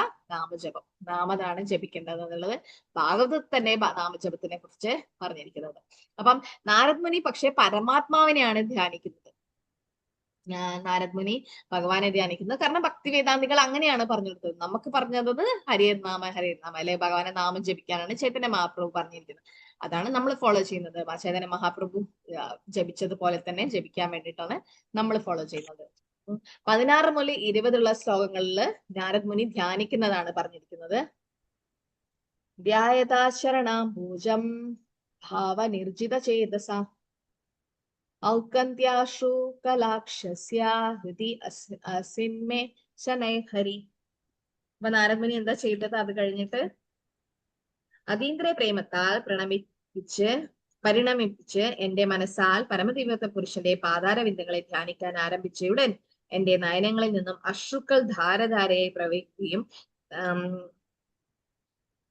താമസം വിനാ പരമദിവ്യത പുരുഷനായ ശ്രീകൃഷ്ണൻ എന്റെ ഹൃദയ പത്മത്തിൽ പ്രാദുർഭവിക്കുകയും ചെയ്തു. ഓക്കെ, അപ്പം ഭഗവാനെ പരമാത്മാവും ഭഗവാന്റെ അതായത് 4 കൈകളുള്ള രൂപത്തിലാണ് പരമാത്മാവ് ക്ഷീരോദർശ വിഷ്ണു. പക്ഷെ ഇവിടെ നാരദ് മുനി ആരാ? ശുദ്ധാത്മാവല്ലേ, എന്താ പറയാ, ബദ്ധാത്മാവല്ല, നിത്യസിദ്ധനാണ്. ഇഹർയസ്യേ ഹരിർദാസേ കർമ്മണ മനസാ ഗിരാ നിഖിലേഷു അപി അവസ്ഥേഷു ജീവൻ മുക്തസ ഉച്യത്തെ. ഭക്തിര സംസ്കൃതത്തിലാണത്. അതിൽ പറയുന്നത് എന്താ? ഇഹർയസ്യേ ഹരിത് കർമ്മണ മനസാഗിര, കർമ്മവും മനസ്സും എല്ലാം വാക്കും കൊണ്ടൊക്കെ എന്താ ചെയ്യാ? ജീവൻ മുക്തസ ഉച്യത്തെ. ഈ ഭൗതിക ശരീരത്തിലാണെങ്കിലും അദ്ദേഹം ഒരു മുക്താത്മാവായിട്ടാണുള്ളത്. ഏതെങ്കിലും ഉപമ അറിയോ? ഈ നിത്യസിദ്ധരെ ഉപമിക്കുന്നത് എന്തിനോടാ? അതായത് ഈ ശരീരത്തിലാണ് അവരുള്ളത്, ഭൗതികമായിട്ടുള്ള പഞ്ചഭൂതങ്ങളെ കൊണ്ട് നിർമ്മിച്ച ശരീരത്തിലാണ്. പക്ഷെ അവര് മുക്താത്മാക്കളാ. നാരദ് മുനി അങ്ങനെയാ. നാരദ് മുനിയുടെ ശരീരം പഞ്ചഭൂതങ്ങള് ഇപ്പൊ ഈ ഭൗതിക ലോകത്തില് ദാസിപുത്രനായിട്ട് വന്നപ്പം ഭൗതിക ശരീരത്തിലാണ്, പക്ഷെ അദ്ദേഹം മുക്താത്മാവാണ്. ശുകദേവ് ഗോസ്വാമി മുക്താത്മാവാണ്. എന്താണ് ഉപമ? ഒരു കൊപ്ര എടുത്തു കഴിഞ്ഞാൽ, അതായത് അത്രയും ഡ്രൈ ആയിട്ടുള്ള കോക്കനട്ട് അല്ലെ കൊപ്ര. അപ്പൊ അതിൽ നിന്നും കൊപ്ര എങ്ങനെ നിങ്ങൾക്ക് മനസ്സിലാവാ? ഇളനീറും തേങ്ങയും കൊപ്രയും തമ്മിൽ വ്യത്യാസമില്ല, അറിയോ? കൊപ്ര എങ്ങനെ മനസ്സിലാവാ? അത് കുലുക്കി എന്താ ചെയ്യാ?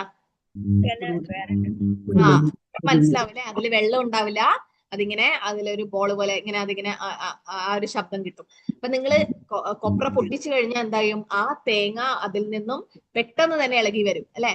പക്ഷെ ഉള്ളത് ഏതിലാ? ഷെല്ലില്. തേങ്ങ അതിന് പറയാം ചിരട്ട അല്ലെ, അതിന്റെ ഉള്ളിലാണ് ഉള്ളതെങ്കിലും അതിൽ അറ്റാച്ച്ഡ് അല്ല.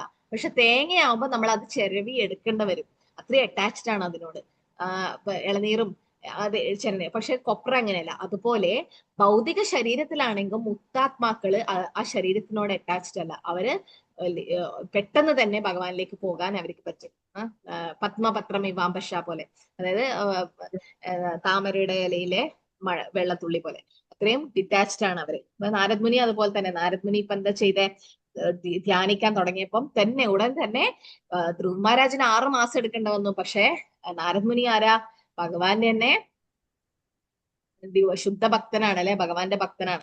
അതുകൊണ്ട് എപ്പോഴാണോ ഭഗവാന്റെ പാദത്തില് മെഡിറ്റേഷൻ ചെയ്യാൻ, ധ്യാനം ചെയ്യാൻ തുടങ്ങിയതോ അപ്പൊ തന്നെ ഭഗവാൻ പ്രത്യക്ഷപ്പെട്ടു എന്നാണ് പറയുന്നത്. പ്രേമാധിപര നിർഭിന്ന പുളകാംഗോ അതിനിർവ്രത ആനന്ദ സംപ്ലവേ ലീനോ നാപസ്യാം ഉഭയാം മുനെ. അത് കഴിഞ്ഞിട്ട് എന്താ ചെയ്തത്? അല്ലയോ വ്യാസദേവ, അന്നേരം അതിരേകമായ സന്തോഷാധിക്യത്താൽ എന്റെ ശരീരത്തിന്റെ സർവാംഗങ്ങളും പ്രത്യേകമായി ഉത്തേജിതമായി. ഹർഷോന്മാദ സാഗരത്തിൽ നിമഗ്നനാകയാൽ എനിക്ക് എന്നെയോ ഭഗവാനെയോ ദർശിക്കാൻ കഴിഞ്ഞില്ല. അത്രയും സന്തോഷം കൊണ്ട് അദ്ദേഹത്തിന് എന്താ ചെയ്യേണ്ടതെന്ന് മനസ്സിലായില്ല. അദ്ദേഹത്തിന്റെ കണ്ണിൽ നിന്നും കണ്ണുനീര് വരാൻ തുടങ്ങി അല്ലെ. ഇതൊക്കെ എന്ത് വികാരങ്ങളാണ് ഇതൊക്കെ? കണ്ണിൽ നിന്ന് കണ്ണുനീര് വരിക, തൊണ്ടയിടര, വേർക്കുക, അഷ്ടസാത്വിക വികാരം. അഷ്ടസാത്വിക വിഹാർ. Very good. അഷ്ടസാത്വിക വിഹാർ. ഇത് ആരാണ്? ഈ ഇത്രയും അഷ്ടസാത്വിക വിഹാർ ആരാണ് കാണിച്ചുകൊണ്ടിരുന്നത്? ആരുടെ ലീലയിലാണ്? ആരാ? ചൈതന്യ മഹാപ്രഭു. എപ്പോഴാണ്? പ്രത്യേകിച്ച് ഏത് സമയത്താണ് മഹാപ്രഭുവിന് ഇങ്ങനെ തോന്നാറ്? നാഥപുരിയില് ജഗന്നാഥ്പുരിയിൽ അല്ലെ, ജഗന്നാഥനെ കാണുമ്പോൾ. കാരണം ആരാ? ജഗന്നാഥൻ കൃഷ്ണനാണ് രാധാറാണിയുടെ വിഗ്രഹത്തില്.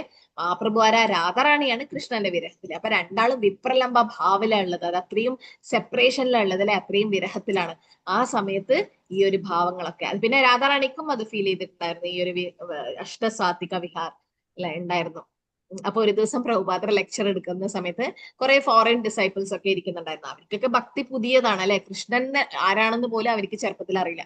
പക്ഷെ ഭാരത് ഭൂമിയിൽ ജനിച്ച ആൾക്കാർക്കൊക്കെ ആ ഒരു ഗുണമുണ്ട്. നമുക്ക് എല്ലാ ദേവിദേവന്മാരെയും അറിയാം, കൃഷ്ണനെയും അറിയാം. പക്ഷെ ഒരേ വ്യത്യാസമേ ഉള്ളൂ, നമ്മൾ കൃഷ്ണനും ഒരു ദേവനായിട്ടാണ് വിചാരിക്കുന്നത്. ഞാൻ അങ്ങനെയാണ് വിചാരിച്ചത്. അതായത് ആരാണ് ഭഗവാൻ എന്നറിയാം, എല്ലാം ഭഗവാന്മാർ തന്നെ, അങ്ങനെയാണ് നമ്മൾ വിചാരിക്കും. കുറെ ഭഗവാന്മാരുണ്ട്. പക്ഷെ അല്ലെ, ഏകല ഈശ്വര കൃഷ്ണ എന്നുള്ളത് പിന്നീടാണ് നമുക്ക് മനസ്സിലായത് അല്ലെ. അപ്പൊ അങ്ങനെ പ്രഭുപാദർ ക്ലാസ് എടുത്തുകൊണ്ടിരിക്കുമ്പം ഈ അഷ്ടസാത്വിക വിഹാറിനെ കുറിച്ചിട്ടൊക്കെ ക്ലാസ് എടുക്കുന്നുണ്ടായിരുന്നു. അപ്പൊ ഒരു സാധാരണ ഇന്ത്യയിലുള്ള ആരോ വൃന്ദാവനത്തിൽ എവിടെയാന്ന് ഓർമ്മയില്ല, പക്ഷെ അദ്ദേഹം വന്നിട്ട് ഈ അഷ്ടസാത്വിക വിഹാർ അദ്ദേഹം കാണിക്കാൻ തുടങ്ങി. അതായത് കണ്ണുന്നൊക്കെ വെള്ളം വന്നു, പിന്നെ അവിടുന്ന് കടന്ന് ഉരുണ്ടു, പിന്നെ ബോധം കെട്ട അവസ്ഥയിലുണ്ടായി. ആ സമയത്ത് ഈ ഫോറിൻ ഡിസൈപ്പിൾസ് ഒക്കെ, വെള്ളക്കാരൊക്കെ ഇങ്ങനെ എന്താ വൈഷ്ണവരൊക്കെ ഇങ്ങനെ അതിശയായിട്ട് നോക്ക് നമ്മള് അഷ്ടസാത്വിക വിഹാറിനെ കുറിച്ച് കേട്ടിട്ടേ ഉള്ളൂ, പക്ഷെ ഇദ്ദേഹത്തിന് ശരിക്കും അതുണ്ട് നോക്ക്, അദ്ദേഹം ഒരു ശുദ്ധ ഭക്തനായിരിക്കല്ലേ. പക്ഷെ പ്രഭുപാദർ മാത്രം മൈൻഡ് ചെയ്തില്ല. പ്രഭുപാദർ ക്ലാസ് കണ്ടിന്യൂ ചെയ്തു. പ്രഭുപാദർ ആ ഭാഗത്തേക്ക് തിരിഞ്ഞു നോക്കിയില്ല. കുറെ സമയം അദ്ദേഹം ഇങ്ങനെ കിടന്നു. പക്ഷെ പിന്നീട് പ്രഭുപാദർ മൈൻഡ് ചെയ്യുന്നില്ല എന്ന് പറഞ്ഞപ്പോ അദ്ദേഹം എണീച്ചിട്ട് പോയി, പൊടി തട്ടിയിട്ട് പോയി. അപ്പൊ പ്രഭുപാദർ ചിരിച്ചുകൊണ്ട് പറഞ്ഞു, ഇത് അഷ്ടസാത്വിക വിഹാരമല്ല, ഇത് വെറും നാടകമാണ് അല്ലെ, വെറും ഞാൻ ശുദ്ധഭക്തനാണെന്ന് കാണിക്കാൻ. സാധാരണ ഭക്തന്മാർക്ക് ഇങ്ങനെ ഉണ്ടായ അവര് സാധാരണ എന്താ ചെയ്യാ? മുകുന്ദദാസ് എന്താ ചെയ്തത്? ചൈതന്യതാമൃതത്തിൽ അറിയോ? ഒരു മയിൽപ്പീലി വിശറി കണ്ടപ്പം എന്താ ചെയ്തത്? മയിൽപ്പീലി വിശുദ്ധ കണ്ടപ്പോ ബോധം ബോധം കെട്ട് വീണു. അപ്പം എല്ലാവരും ചോദിച്ചില്ലേ താങ്കൾക്ക് എന്താ പറ്റിയെന്ന്? അപ്പൊ എന്താ പറഞ്ഞത്? അത് എനിക്ക് അപസ്മാരമാണ്, ഞാൻ ശരിയാ. അല്ലെ, മുകുന്ദദാസ് അപസ്മാരമാണെന്ന് പറഞ്ഞു. പക്ഷെ രാജാവിന് മനസ്സിലായില്ലേ മാതാജി? രാജാവിന് മനസ്സിലായി. ഒരു മുസ്ലിം രാജാവായിരുന്നു അദ്ദേഹം.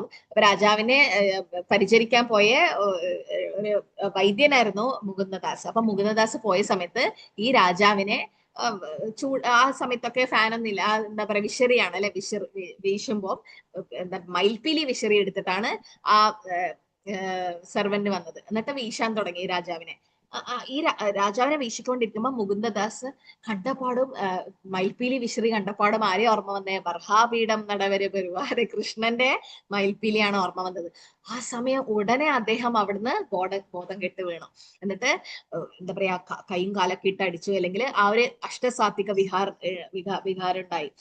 കുറച്ചു സമയം ബോധമില്ലാതെ കിടന്നു. ആ സമയം എല്ലാവരും വന്ന് വെള്ളമൊക്കെ കുടഞ്ഞ് എണീപ്പിച്ചു. അത് കഴിഞ്ഞിട്ട് അദ്ദേഹം പറഞ്ഞു. അപ്പൊ എല്ലാവരും എന്താ പറ്റി? അപ്പൊ പറഞ്ഞു, ഇല്ല എനിക്ക് അപസ്മാരമുണ്ട്. അപസ്മാരം അറിയില്ലേ, ഒരു സ്ഥലത്ത് ഇങ്ങനെ വീണിട്ട് കൈയും കാലൊക്കെ ഇങ്ങനെ വിറക്കുന്ന പോലെ, എനിക്ക് അപസ്മാരമുണ്ട്, അതിനുള്ള മരുന്ന് ഞാൻ ഇന്ന് കഴിച്ചില്ല, അതുകൊണ്ട് എനിക്ക് അപസ്മാരം വന്നതാ. അപ്പൊ എല്ലാവരും വിചാരിച്ചു ശരി കുഴപ്പമില്ല, കുറുന്തോട്ടിക്കും വാദോ അങ്ങനെ പറയുന്ന പോലെ പറഞ്ഞിട്ട് അവരൊക്കെ പോയി അവിടുന്ന്. പക്ഷെ ആ രാജാവിന് മനസ്സിലായി, കാരണം രാജാവും ഭക്തനായിരുന്നു.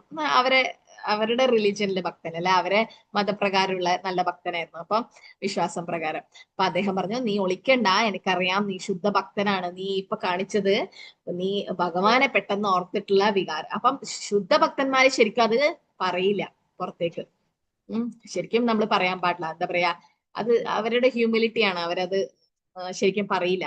ശുദ്ധഭക്ത, എനിക്ക് ഇത്ര ഒരുപാട് ഞാൻ ഭക്തി ഉണ്ടെന്ന് ആരും പറഞ്ഞു നടക്കില്ല. ശരിക്കും ഭക്തി നമുക്ക് അളക്കാൻ പോലും പറ്റില്ല. ശ്രീ നാരദൻ ഭഗവാനെ ധ്യാനിക്കുന്നത് ഭഗവാന്റെ സൗന്ദര്യത്തെ കുറിച്ചിട്ടൊക്കെ ഇനി അടുത്തുള്ള ഇതില് എന്താ പറയുന്നത്, എങ്ങനെയാണ് ഭഗവാനെ കാണുന്നതൊക്കെ പറയുന്നത്.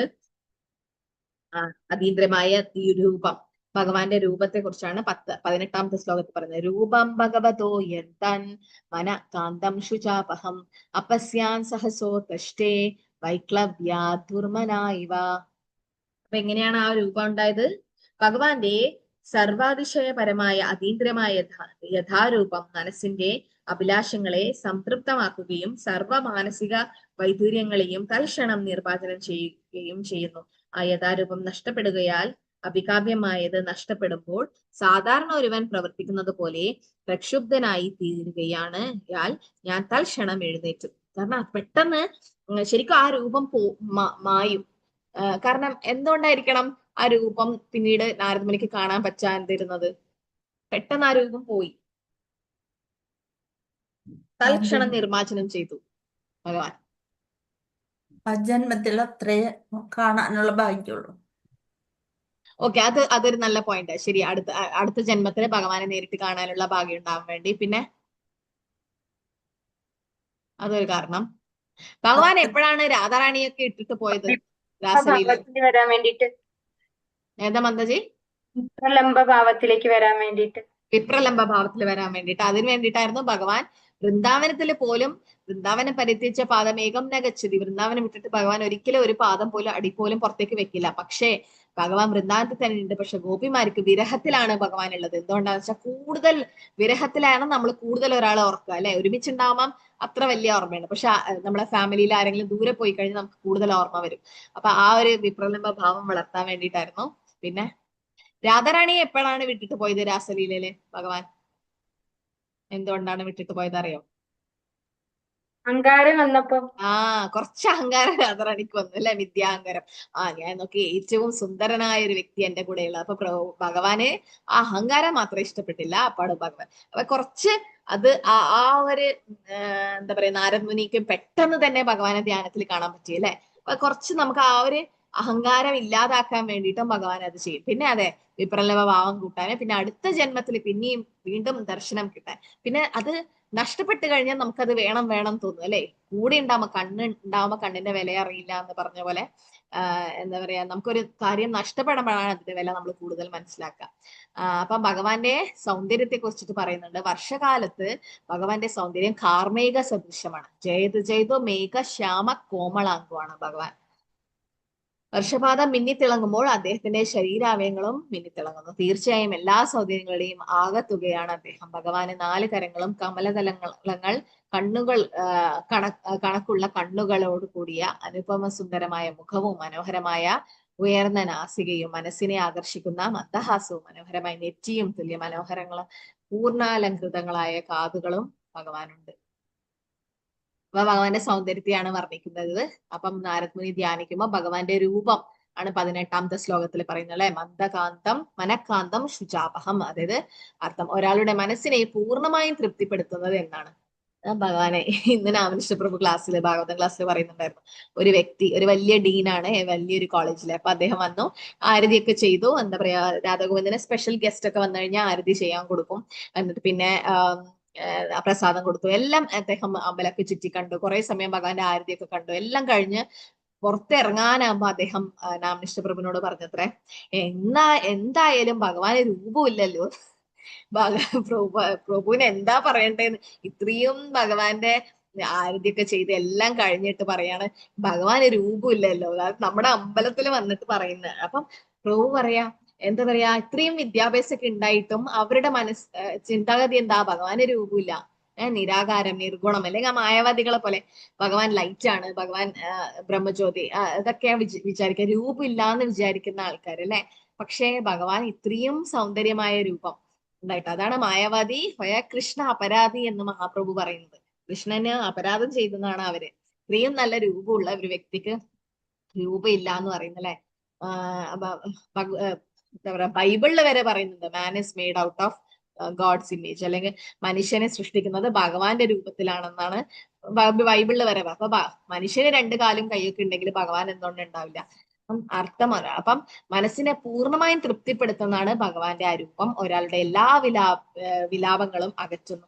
അപ്പൊ ശരിക്കും നമ്മള് മംഗളാരതി, ദർശനാരതിക്ക് എന്താ ചെയ്യേണ്ടേ? ഭഗവാന്റെ ആ രൂപം നമ്മളെപ്പോഴും മനസ്സിൽ വരാൻ വേണ്ടിയിട്ടാണ് ആ രൂപം തന്നെ നമ്മള് ശ്രദ്ധിക്കണം എന്ന് പറയുന്നത് അല്ലെ. പാദത്തിൽ നിന്നും മേലോട്ട് നോക്കണം എന്ന് പറയും. പക്ഷെ പെട്ടെന്ന് നമ്മൾ മുഖത്താണ് നോക്കി പോവാ. പക്ഷെ ആക്ച്വലി പാദത്തിൽ നിന്ന് സ്റ്റാർട്ട് ചെയ്യണം. അപ്പൊ ഭൗതിക രൂപങ്ങളുടെ സൗന്ദര്യവും ഭഗവാന്റെ അതീന്ദ്രിയ രൂപങ്ങളും തമ്മിൽ വ്യത്യാസമുണ്ട് അല്ലെ. ഭൗതിക രൂപങ്ങൾ എന്താ? താൽക്കാലികം മാത്രമാണ്. ആ സൗന്ദര്യം അസ്വസ്ഥതയ്ക്കും കാരണമാകുന്നു. ചാണക്യ പണ്ഡിത് 4 ആൾക്കാർ നമ്മുടെ ശത്രുവാണെന്ന് പറയും. ആരൊക്കെയാണെന്ന് അറിയോ? 4 ആൾക്കാരല്ലേ? അറിയാതിരിക്കെങ്കിലോ? ഉം ഒന്ന് സുന്ദരിയായ ഭാര്യ.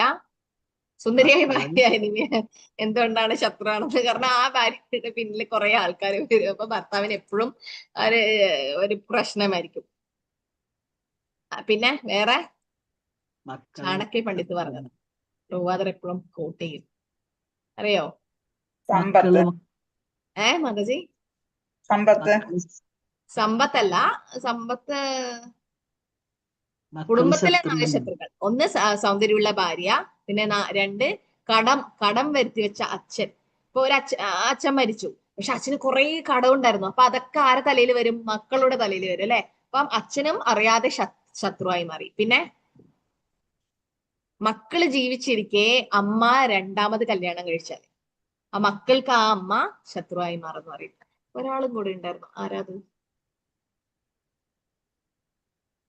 ഭാര്യ രൂപവതി ശത്രു പുത്ര ശത്രുരണ പണ്ഡിത.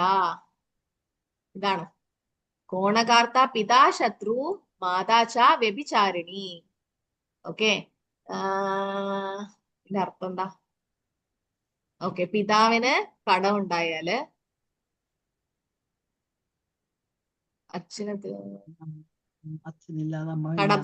പിതാവിന് കടം വന്നു കഴിഞ്ഞാൽ, പിന്നെ ഭാര്യ ഒരുപാട് സൗന്ദര്യം ഉണ്ടായാൽ, പിന്നെ അമ്മ എന്താ പറയാ 2ാമത് കല്യാണം കഴിച്ചാൽ അങ്ങനെ പറയും.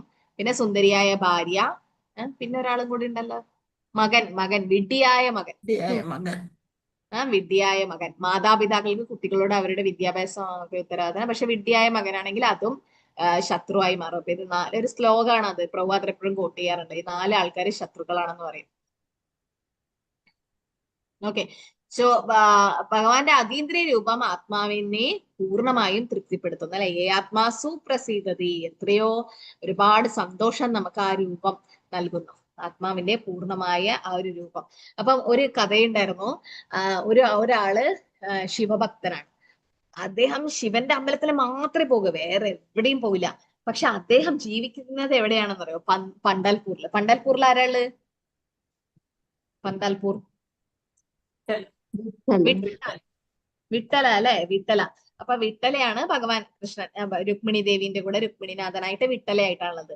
പക്ഷെ ഒരു ദിവസം പോലും ആ അമ്പലത്തിൽ അദ്ദേഹം പോയില്ല. എന്നിട്ട് ശിവന്റെ അമ്പലത്തിൽ മാത്രമേ പോകും. പക്ഷെ അദ്ദേഹം ഒരു സ്വർണ്ണ പണിക്കാരനാണ്, സ്വർണ്ണ പണിക്കാരൻ. അപ്പം ഒരു വലിയ ധനികൻ അദ്ദേഹത്തിന്റെ അടുത്ത് പോയിട്ട് പറഞ്ഞു, വിട്ടലൊക്കെ ഒരു അരഞ്ഞാണം ഉണ്ടാക്കണം, നല്ല മണികളൊക്കെ വെച്ചിട്ട്, നല്ല സ്വർണത്തിന്റെ എത്ര ലക്ഷം രൂപയായാലും സാരില്ല, പക്ഷെ ആഭരണം ഉണ്ടാക്കണം എന്ന് പറയും. അപ്പൊ അളവ് ഞാൻ പൂജാരിനോട് ചോദിച്ചിട്ട് കൊണ്ടുവരാന്ന് പറയും. എന്നിട്ട് പൂജാരിന്റെ അടുത്ത് അളവ് ചോദിച്ച് പൂജാരി അളവൊക്കെ എടുത്തിട്ട് അളവ് കൊടുത്ത് അദ്ദേഹം അത്രയും മിടുക്കനായ സ്വർണ്ണ പണിക്കാരനാണ്. അദ്ദേഹം ചെയ്തത് ഒരിക്കലും തെറ്റില്ല. അപ്പൊ അദ്ദേഹം കറക്റ്റ് ലെങ്തിലൊക്കെ ഉണ്ടാക്കി കൊടുത്തിട്ട് പറഞ്ഞു, ഞാൻ അമ്പലത്തിൽ വരില്ല, കാരണം ഞാൻ ഇതുവരെ അങ്ങനെ കൃഷ്ണന്റെ അമ്പലത്തിൽ പോവാറില്ല, ശിവന്റെ അമ്പലത്തിൽ മാത്രമേ ഞാൻ പോകൂ, ഞാൻ ശിവഭക്തനാണ്, നിങ്ങൾ പോയിട്ട് ഇട്ട് കൊടുത്തോന്ന് പറഞ്ഞ് അങ്ങനെ പൂജാരിന്റെ കയ്യിൽ കൊടുക്കും. ഇട്ട് നോക്കിയപ്പം ഇടലും താഴേക്ക് വീണു, ലൂസായി.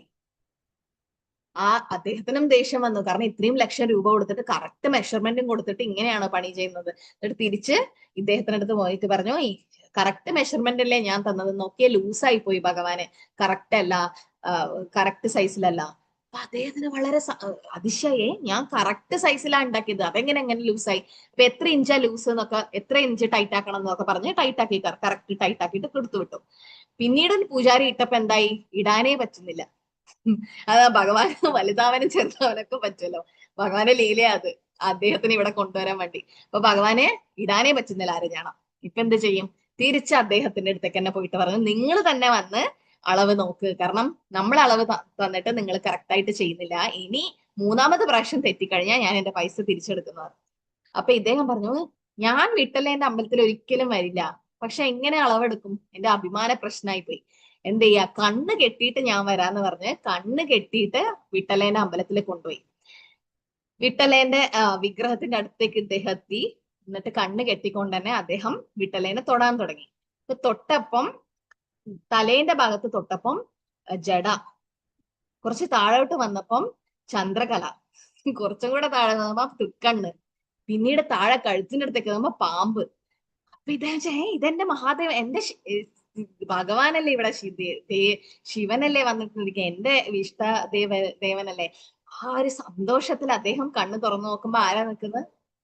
വിട്ടല. വിട്ടല ചിരിച്ചുകൊണ്ട് കയ്യിൽ ഇങ്ങനെ എന്താ പറയാ നടുവിന് കയ്യും കൊടുത്തിട്ട് ചിരിച്ചുകൊണ്ടിരിക്കുകയാണ്. അപ്പൊ അതിന്റെ അർത്ഥം എന്താ? ഭഗവാൻ നാരായണോ രുദ്രോ ജായതേ. എല്ലാരും ആരിൽ നിന്നാ വന്നത്? ഭഗവാനിൽ നിന്ന്, അല്ലെ? അപ്പൊ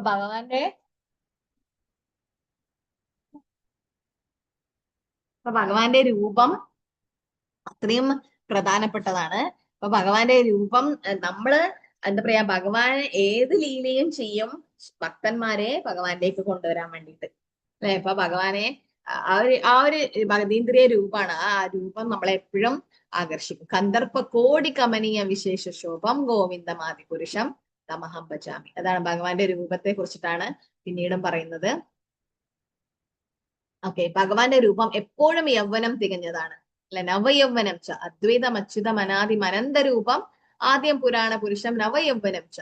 നവയൗവനമാണ് ഭഗവാൻ. അദ്ദേഹത്തിന്റെ ശരീരത്തിലെ ഓരോ അംഗവും ഭാഗവും അന്യൂനമായി രൂപീകരിക്കപ്പെട്ടതാണ്. കണ്ണുകളും ചുണ്ടുകളും ഉദയാർക്കനെ പോലെ അരുണാഭമാണ്. ഭഗവാന്റെ കണ്ണുകൾ എന്തിനോടാണ് താരതമ്യപ്പെടുത്തുന്നത്? ഏതാണ് ഭഗവാന്റെ കണ്ണുകള്? താമരപ്പൂ. താമരപ്പൂവ്. നമോ പങ്കജനേത്രായ. പക്ഷെ ഭഗവാന്റെ കണ്ണ് ശരിക്കും എന്താ? ഏതാ? സൂര്യനും ചന്ദ്രനും. സൂര്യനും ചന്ദ്രനുമാണ് ഭഗവാന്റെ കണ്ണെന്ന് പറയും, അല്ലെ? ഓക്കെ, സോ ഭഗവാനെ കാണാൻ തന്നെ വീക്ഷിക്കുവാൻ ഭാഗ്യം ലഭിക്കുന്നവർക്ക് എല്ലാ വിധത്തിലുമുള്ള സംതൃപ്തിയും അനുഭവപ്പെടും, അല്ലെ? അപ്പം നമ്മള് അതിനു വേണ്ടിയിട്ടാണ് പ്രഭുപാദർ ഇങ്ങനെ ഡീറ്റി വേർഷിപ്പ് ഉണ്ടാക്കിയത്. അതായത് ഇസ്കോണിന് മാത്രം നിങ്ങൾ കണ്ടിട്ടുണ്ടോ? വൃന്ദാവനത്തിലൊക്കെ എവിടെ പോയാലും ഞാൻ ഇത്ര എന്താ പറയാ ഡെക്കറേഷൻ എവിടെയും കണ്ടിട്ടില്ല. ഒരുപാട് പൂക്കളും ഒരുപാട്, അല്ലെ? ഇസ്കോണിലെ വൃന്ദാവനത്തിലെ രാധാറാണീനെ ഇരുന്ന് ഇങ്ങനെ കണ്ണെടുക്കാൻ തോന്നില്ല, അത്രയും ഭംഗിയിലാണ് അലങ്കരിക്കുന്നത്. എന്തിനു വേണ്ടിയിട്ട് അങ്ങനെ ചെയ്യുന്നത് വെച്ചാൽ നമ്മുടെ മനസ്സിൽ ഭഗവാന്റെ രൂപം വരാൻ വേണ്ടിയിട്ട്, എപ്പോഴും ഓർക്കാൻ വേണ്ടിയിട്ട്. സദൈവ ഹൃദയേഷു വിലോകയന്തി, എപ്പോഴും നമ്മുടെ ഹൃദയത്തിൽ ഉണ്ടാവാൻ വേണ്ടിയിട്ടാണ് ആ ഒരു എന്താ പറയാ അങ്ങനെ ഡെക്കറേറ്റ് നമ്മൾ ചെയ്യുന്നത്. അപ്പൊ പ്രഭുപാദർ പറഞ്ഞിട്ടുണ്ട്, ഞാൻ പോയതിന് ശേഷവും, ഞാൻ ഈ ശരീരം വിട്ടു പോയതിന് ശേഷവും നിങ്ങൾ ഇങ്ങനെ തന്നെ ഭഗവാനെ പരിപാലിക്കണം. അല്ലെങ്കിൽ ഇതുപോലെ തന്നെ ഒരു അമ്പലത്തിന്റെ ഡീറ്റീസിനെ കണ്ടാൽ അറിയാം, അതായത് അവിടെയുള്ള വിഗ്രഹത്തിനെ കണ്ടാൽ അറിയാം ആ അമ്പലത്തിലെ ബാക്കി സേവകളൊക്കെ എങ്ങനെ നടക്കുന്നു. കാരണം ഡീറ്റീനെ ഡ്രസ് ചെയ്യണം, നന്നായിട്ട് ഡ്രസ് ചെയ്യണം, മാലയുണ്ടാക്കണം, ഭഗവാൻ അതിന് വേണ്ടിയിട്ട് നൈവേദ്യങ്ങൾ ഉണ്ടാക്കണം, ആരതി ചെയ്യണം. ഇപ്പൊ എല്ലാ സേവയും കറക്റ്റ് ആയിട്ട് നടക്കും. പക്ഷെ ആ ഡീറ്റീസിനെ അധികം ഭംഗിയിൽ ഒരുക്കിയില്ലെങ്കിൽ എന്താ പറയാ ആ അമ്പലത്തിലെ ബാക്കി സേവകളൊന്നും ശരിയല്ല എന്നാണ് അർത്ഥം. അപ്പം പ്രഭുപാദർ എപ്പോഴും പറയും സേവ കറക്റ്റായിട്ട് പോണമെന്ന്. സോ ഭഗവാന്റെ രൂപത്തെ വർണ്ണിക്കുന്നതാണ് പിന്നീട് പറയുന്നത് 18ാമത്തെ ശ്ലോകം. അതെ, ഓക്കെ, ഭഗവാൻ ശ്രീഹരിയുടെ മന്ദഹാസത്തെ ധ്യാനിക്കണം എന്ന് പറയുന്നത്, അല്ലെ? അധരം മധുരം വദനം മധുരം നയനം മധുരം ഹൃദയം മധുരം മധുരാധിപതി അഖിലം മധുരം. സോ ഭഗവാന്റെ എന്താ പറയാ സുന്ദരമായ മുഖാണ്, അതുപോലുള്ള ആ ചിരി, അല്ലെ? ഭഗവാന്റെ ചുണ്ടുകളെ എന്തിനോടാണ് ഉപമിക്കുന്നത്? ഏത് പഴത്തെ പോലെയാണ്? ബിംബ, അല്ലെ? മുഹുശുംബിതം ബിംബ രക്താധരമേ. ബിംബപ്പഴത്തിനെ പോലെയാണ് ഭഗവാന്റെ ചുണ്ടുകൾ എന്ന് പറയുന്നതാണ്. ആ അധരത്തെ, ആ മന്ദഹാസത്തെ നമ്മൾ ധ്യാനിക്കണം എന്ന് പറയുന്നത്. മുനിമാരുടെ നന്മയ്ക്കായി കാമദേവനെ സുന്ദരനാക്കാൻ ഭഗവാൻ തന്റെ ശക്തിയാൽ ആവിഷ്കരിച്ച അദ്ദേഹത്തിന്റെ വളഞ്ഞ പുരിക കൊടികളെയും യോഗി അതോടൊപ്പം ധ്യാനിക്കണം. പക്ഷെ നമുക്ക് ഈ ഒരു ധ്യാനം നമുക്ക് പറഞ്ഞിരിക്കുന്നില്ല. കാരണം കലിയുഗത്തിലല്ല ധ്യാനം അല്ല ചെയ്യേണ്ടത്, അല്ലെ? നാമജപാണ് ചെയ്യേണ്ടത്. നാമം ജപിക്കുമ്പം നമ്മള് ഭഗവാന്റെ പാദത്തിനെ ഓർക്കണോ ഭഗവാന്റെ മുഖം ഓർക്കണോ? നാമം ജപിക്കുമ്പോ എന്താണ് ചിന്തിക്കേണ്ടത്? പാദം. എല്ലാവരും പാദം പറയുന്ന മുഖമല്ല. മാതാജി ഇത് കേട്ടാ പോരെ? ശരിയാ, നമ്മളൊന്നും ചിന്തിക്കേണ്ട ആവശ്യമില്ല. പ്രഭുപാദർ പറയുന്നത് നാമം കേട്ടാ മാത്രം മതി. കാരണം എല്ലാം കൂടെ ആർട്ടിഫിഷ്യലായിട്ട് നമ്മളങ്ങനെ ചിന്തിക്കാൻ പാടില്ല. നമ്മൾ ജപിക്കുമ്പം ഓട്ടോമാറ്റിക് ആയിട്ട് അത് വന്നു കഴിഞ്ഞാൽ കുഴപ്പമില്ല. ലീലകൾ വന്നു കഴിഞ്ഞാൽ നാമരൂപ ഗുണ ലീലയാണ് അങ്ങനെയാ വരുന്നത്. അതായത് ശ്രീകൃഷ്ണ നാമാദിയിൽ പറയുന്ന നാമരൂപ ഗുണലീല. നാമ എന്ന ആദ്യം കേൾക്കേണ്ടത്.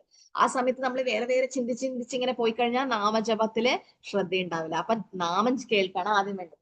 പിന്നീട് ജപിച്ച് നാമാപരാധം നാമാപാസ് ശുദ്ധനാമത്തിൽ എത്തിക്കഴിഞ്ഞാൽ ആ രൂപം നമുക്ക് വരും. പിന്നെ ഗുണങ്ങൾ ഓർമ്മ വരും, ഭഗവാന്റെ ലീലകൾ വരും. അപ്പൊ നമ്മൾ അത് ചിന്തിക്കേണ്ട ആവശ്യമില്ല. ശരിക്കും ചില പേര് ഇങ്ങനെ ഭഗവാന്റെ പാദത്തിൽ ഒരുപാട് ഇതുണ്ടല്ലോ, ചിഹ്നങ്ങൾ ഉണ്ടല്ലോ, അതൊക്കെ ഇങ്ങനെ മെഡിറ്റേറ്റ് ചെയ്യും. എത്ര ബുദ്ധിമുട്ടാ. മനസ്സല്ലെങ്കിലേ എവിടേക്കോ പോയി ചഞ്ചലം ഹി മന കൃഷ്ണ, അതിനെ തിരിച്ചു കൊണ്ടുവരണം. നാമം കേട്ടാ മാത്രം മതി. പ്രഭുപാദർ അതാണ് പറഞ്ഞിരിക്കുന്നത്. നമ്മൾ നാമം കേൾക്കാണ് മെയിൻ ആയിട്ട് ചെയ്യേണ്ടത്. പക്ഷെ ഭഗവാന്റെ ഫോട്ടോന്റെ മുമ്പിൽ DTSന്റെ മുമ്പിലൊക്കെ ഇരുന്ന് ജപിക്കാം. തുളസിമാരാണ് ശുദ്ധ ഭക്തന്മാരുടെ സത്സംഗത്തിൽ നമുക്ക് അങ്ങനെ ജപിക്കാൻ പറ്റും. പക്ഷെ നമ്മള് നിർബന്ധിച്ചിട്ട് അത് ഓർക്കേണ്ട ആവശ്യമില്ല. അത് തനിയെ ഓട്ടോമാറ്റിക് ആയിട്ട് വന്നു കഴിഞ്ഞാൽ കുഴപ്പമില്ല, അങ്ങനെ ഭഗവാന്റെ വന്നു കഴിഞ്ഞാൽ. പക്ഷെ അത് നമ്മൾ അങ്ങനെ നിർബന്ധിച്ച് ചെയ്യുമ്പോൾ അത് വെറും ആർട്ടിഫിഷ്യലായി മാറും. പിന്നെ നമുക്ക് നാമത്തിന് ശ്രദ്ധിക്കാൻ പറ്റില്ല. അപ്പൊ ഭഗവാന്റെ ദർശനം നഷ്ടപ്പെട്ടതിൽ ശ്രീനാരദൻ ദുഃഖിക്കുകയാണ് അല്ലെ 19ാമത്തെ ശ്ലോകത്തിൽ. അതായത് ഭഗവാനെ ദർശിക്കാൻ പറ്റി, പക്ഷെ പിന്നീട് ഭഗവാനെ കാണാൻ പറ്റിയില്ല. ദിദൃക്ഷു സദ് അഹം ഭൂയാ പ്രണീധ്യായോ മനോഹൃതി വിക്ഷമാനോ അപിന പശ്യം അവിതൃപ്ത ഇവാതുരഃ. അപ്പൊ പിന്നീടും ആ രൂപം കാണാൻ വേണ്ടിയിട്ട് നാരദമുനിക്ക് ആഗ്രഹമായി എന്നാ പറയുന്നത്. ആ അതീന്ദ്ര രൂപം വീണ്ടും ദർശിക്കാൻ ഞാൻ ആഗ്രഹിച്ചു. എന്നാൽ ഹൃദയത്തിൽ ആ രൂപം വീണ്ടും ദർശിക്കാനായി മനസ്സിനെ ഏകാഗ്രമനാക്കാനുള്ള എന്റെ സർവ്വ ഉദ്യമങ്ങളും വിഫലമായി. എനിക്ക് അതിന് സാധിച്ചില്ല. പ്രകാരം അസംതൃപ്തനാകിയാൽ ഞാൻ അത്യന്തം ദുഃഖിതനായി. ഇപ്പൊ വീണ്ടും ആ രൂപം കാണാൻ വേണ്ടിയിട്ട് അദ്ദേഹം ആഗ്രഹിച്ചു, പക്ഷെ കാണാൻ പറ്റിയില്ല, വിഫലമായി എന്നാ പറയുന്നത് അല്ലെ. ആ രൂപം പിന്നീട് കാണാൻ പറ്റിയില്ല. അദ്ദേഹത്തിന് കാണാൻ ആഗ്രഹം ഉണ്ടായിരുന്നു, പക്ഷെ കാണാൻ പറ്റിയില്ല എന്ന് പറയുന്നു. വീണ്ടും ദർശിക്കാൻ ആഗ്രഹിച്ചു ആ രൂപം. മനുഷ്യനെ ഏകാഗ്രതാക്കാനും അദ്ദേഹം ശ്രമിച്ചു അല്ലെ, പക്ഷേ പറ്റിയില്ല. അപ്പം എന്താ ഇവിടെ പറയുന്നത്? ഭഗവാന്റെ വേർപാട് അല്ലെ, കൃഷ്ണനുമായിട്ട് കൂട്ടുകെട്ട് അനുഭവിച്ച ഒരു ഭക്തന് വേർപാട് വളരെ വേദനാജനകമാണ്. ഏറ്റവും കൂടുതൽ ബുദ്ധിമുട്ട് അനുഭവിച്ചതാരാ? പാണ്ഡവന്മാർ അല്ലെ. കാരണം പാണ്ഡവരായിരുന്നു ഏറ്റവും സൗഭാഗ്യമുള്ളവര്. കാരണം എപ്പോഴും ഭഗവാൻ കൃഷ്ണൻ കൂടെ തന്നെ ഉണ്ടായിരുന്നു അല്ലെ. ഏതൊക്കെ സമയമാണ് ഭഗവാൻ കൂടെ തന്നെ ഉണ്ടായത് പാണ്ഡവന്മാരുടെ? ഏതൊക്കെ സമയ? വിഷാൻ മഹാഗ്നേ വിഷാൻ മഹാഗ്നേ പുരുഷാദ ദർശനം വനവാസ പൃച്ഛതേ അനേക മഹാരഥാസ്ത്രതോ. പിന്നെ ദ്രൗണി അസ്ത്രതശ്ചാസ്മഹരേ അഭിരക്ഷിതോ അല്ലെ. വിഷാൻ മഹാഗ്നേ പുരുഷാദ ദർശനോ. ആരെ പ്രാർത്ഥന ചെയ്ത്? കുന്തിദേവിയുടെ. Very good. പുരുഷാദ ദർശനം 1:8 അല്ലെ. 1:8 ഇതിലായിരുന്നു 20 പുരുഷാദ ദർശനം വനവാസ പൃച്ഛതേ മൃദേ അനേക മഹാരഥാസ്ത്രതോ. അപ്പൊ വിഷാൻ മഹാഗ്നി. മഹാഗ്നി ഏതാ? അരക്കില്ലം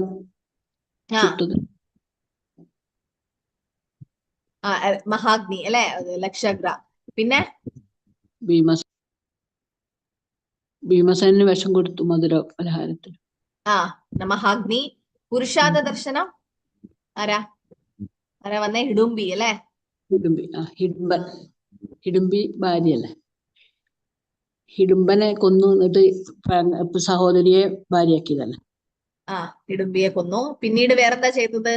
പിന്നെ പാഞ്ചാലി ദേവിനെ അപമാനിച്ച സമയത്ത് മഹാഗ്നേ പുരുഷാദ ദർശനോ അസത് സഭായ വനവാസ കൃച്ഛതേ അല്ലെ. അസത് സഭ, പിന്നെ വനവാസം അല്ലെ, വനവാസത്തിന് പോയി. പിന്നീട് വനവാസ കൃച്ഛതേ മൃദേ അനേക മഹാരഥാസ്ത്രതോ. അതേതാണ്? ഒരുപാട് അസ്ത്രങ്ങൾ വന്നത് എപ്പോഴാ? കുരുക്ഷേത്ര ഭൂമിയില്. ദ്രൗണ്യസ്ത്ര തശ്ചാസ്മഹരേ അപേക്ഷിതോ. ദ്രൗണ്യസ്ത്രീ അതേതായിരുന്നു? ബ്രഹ്മാസ്ത്രം പ്രയോഗിച്ചപ്പോ. ബ്രഹ്മാസ്ത്രം അല്ലെ. ആര്? ദ്രൗണി ആരാ? ഉത്തരയുടെ മകനെ ഇതാക്കാൻ വേണ്ടി. ഭാഗവതം 1-ാം സ്കന്ധം 8-ാം അധ്യായം 24-ാമത്തെ ശ്ലോകം. കുന്തി ദേവിയുടെ സ്തുതി. കുന്തി സ്തുതിയൊക്കെ പഠിക്കുന്നത് വളരെ നല്ലതാ. അതില് അത് ഇപ്പൊ 8ാം അധ്യായത്തിൽ വരും അല്ലെ, നമുക്ക് അന്നേരം പഠിക്കാം. അതിൽ പറയുന്നുണ്ട് വിഷാ മഹാഗ്നേ പുരുഷാന ദർശനോ വിഷാൻ വിഷം കൊടുത്തല്ലേ ഭീമന്, മഹാഗ്നി ലക്ഷഗ്ര, പിന്നെ പുരുഷാത ദർശന ഹിഡുംബി വന്നിട്ട് ഭീമനെ കൊല്ലാൻ ശ്രമിച്ചത്. അസത് സഭായ, അസത് സഭയിലാണ് ദ്രൗപദിയുടെ വസ്ത്രക്ഷേപം ചെയ്തത്. വനവാസ കൃച്ഛതേ, വനവാസത്തിന് പോയി അല്ലെ അവര്. പിന്നെ മൃദേ അനേക മഹാരഥാസ്ത്രതവും, അത് അസ്ത്രങ്ങള് അർജുനന്റെ നേരെ ഉണ്ടായത് കുരുക്ഷേത്ര ഭൂമിയില്. പിന്നെ ദ്രൗണ്യസ്ത്ര ചസ്വാസ്മ ദ്രൗണ്യസ്ത്ര അസ്ത്രം, അതായത് ബ്രഹ്മാസ്ത്രം. ദ്രൗണി അതായത് ദ്രോണാചാര്യന്റെ പുത്രനായ അശ്വത്ഥാമാവിനെ, ബ്രഹ്മബന്ധുവായ അശ്വത്ഥാമന്റെ അസ്ത്രം പരീക്ഷിത് മഹാരാജാവിനെ കൊല്ലാൻ വേണ്ടി ഉത്തരേന്റെ ഗർഭപാത്രത്തിൽ പോയത്. ആ സമയത്തൊക്കെ ആരാ രക്ഷിച്ചത്? ഹരി അഭിരക്ഷതോ, ഹരേ കൃഷ്ണനാണ് രക്ഷിച്ചത് അല്ലെ. ഇത്രയും ബുദ്ധിമുട്ടുകൾ. അപ്പൊ കുന്തിദേവി പറയണം, ഇത്രയും എന്റെ പ്രിയപ്പെട്ട കൃഷ്ണ വിഷം കലർന്ന കേക്കിൽ നിന്നും, അത് കൊടുത്തത് വലിയ തീയിൽ നിന്നും, നരഭോജികളിൽ നിന്നും, ക്രൂരമായ കൂട്ടത്തിൽ നിന്നും, കാട്ടിലെ പ്രവാസത്തിനിടയിൽ കഷ്ടപ്പാടുകളിൽ നിന്നും, മഹാനായ സൈന്യാധിപന്മാർ പോരാടി യുദ്ധത്തിൽ നിന്നും അങ്ങയുടെ നാഥനായ അങ്ങ് ഞങ്ങളെ രക്ഷിച്ചിപ്പോൾ അശ്വത്ഥാമയുടെ ആയുധത്തിൽ നിന്നും ഞങ്ങളെ രക്ഷിച്ചു. അപ്പൊ ഈ സമയത്തൊക്കെ ആരുണ്ടായേ? കൃഷ്ണൻ. ഇത്രയും സമയത്ത് കൃഷ്ണൻ കൂടെ ഉണ്ടായിട്ട് കൃഷ്ണൻ ഇപ്പൊ എന്താ ചെയ്യാൻ പോകുന്നത്? ഈ കുന്തിദേവിനൊക്കെ വിട്ടു പോവാണ് അല്ലെ. ആ സമയത്ത് കുന്തിദേവി എന്താ പറഞ്ഞേ? ദുഃഖം ഉണ്ടായിക്കോട്ടെ, വിപദസന്ത് തത്ര തത്ര ജഗദ്ഗുരു ഭവതോ ദർശനം അപുനർഭവ ദർശനം. കൂടുതൽ വിഷമങ്ങൾ വന്നോട്ടെ, എന്തുകൊണ്ടാ? ഓരോ സമയം വിഷമം വരുമ്പം അങ്ങേ നമുക്ക് കാണാൻ പറ്റുന്നുണ്ട്. ഭവതാ ദർശനം അപുനർഭവ ദർശനം, വീണ്ടും വീണ്ടും അങ്ങയുടെ ദർശനം ഉണ്ടാവാൻ ഞാൻ ആഗ്രഹിക്കുന്നു. അപ്പൊ ഇവിടെ ശരിക്കും കുന്തിദേവി ദുഃഖങ്ങൾ വേണമെന്നാണോ ആഗ്രഹിക്കുന്നത്? കൃഷ്ണനെ കാണണമെന്നാണ് ആഗ്രഹിക്കുന്നത്. കൃഷ്ണനെ കാണണമെന്ന് ആഗ്രഹിക്കുന്നത്. ദുഃഖങ്ങൾ വരുന്നുണ്ടെങ്കിൽ വരുന്നോട്ടെ, പക്ഷെ ആ ദുഃഖങ്ങൾ വേണമെന്നല്ല നമ്മൾ പറയുന്നത്. ഇപ്പം നമ്മള് ഒരു വീട്ടിന്റെ അടുത്ത് എന്തെങ്കിലും പ്രശ്നമായിട്ട് ഒരു ശത്രു, നിങ്ങൾക്ക് ശത്രു ഉണ്ട്, നിങ്ങളെ മകൻ അവിടെ പോയിട്ട് കടം വാങ്ങി ആ ശത്രുവിൽ നിന്ന്, ആ വ്യക്തിയിൽ നിന്ന്. അപ്പം ആ വീട്ടിലെ ആൾക്കാർക്ക് നിങ്ങൾക്ക് ഭയങ്കര വിഷമം വരും, അല്ലെ ദേഷ്യം വന്നിട്ട് പറയും, ഞാൻ മരിച്ചാലും വേണ്ടിയില്ല നീ ആ വീട്ടിൽ പോയിട്ട് കടം വാങ്ങാൻ പാടില്ല. അപ്പൊ അതിന്റെ അർത്ഥം ഞാൻ മരിക്കണം എന്നാണോ? അങ്ങനെയല്ല. അതായത് കടം വാങ്ങാൻ പാടില്ല. അതുപോലെ ഭഗവാനെ കാണണമെന്നാണ് കുന്തിദേവി ആഗ്രഹിച്ചത്. സങ്കടം വരട്ടെ എന്നല്ല. കുന്തിദേവിയുടെ ചില ആൾക്കാർ കുന്തിസ്തുതി ചെല്ലുമ്പോൾ ഈ ശ്ലോകം ഒഴിച്ചു വിടും, കാരണം അവർക്ക് ദുഃഖങ്ങൾ വേണ്ട. പക്ഷെ നമ്മള് മനസ്സിലാക്കേണ്ട ഒരു കാര്യം, നമ്മളാരും കുന്തി മഹാറാണീന്റെ അത്ര വലിയ ഭക്തന്മാരല്ല അല്ലെ. കുന്തിദേവിന്റെ അത്ര വലിയ ഭക്തരല്ല നമ്മള്.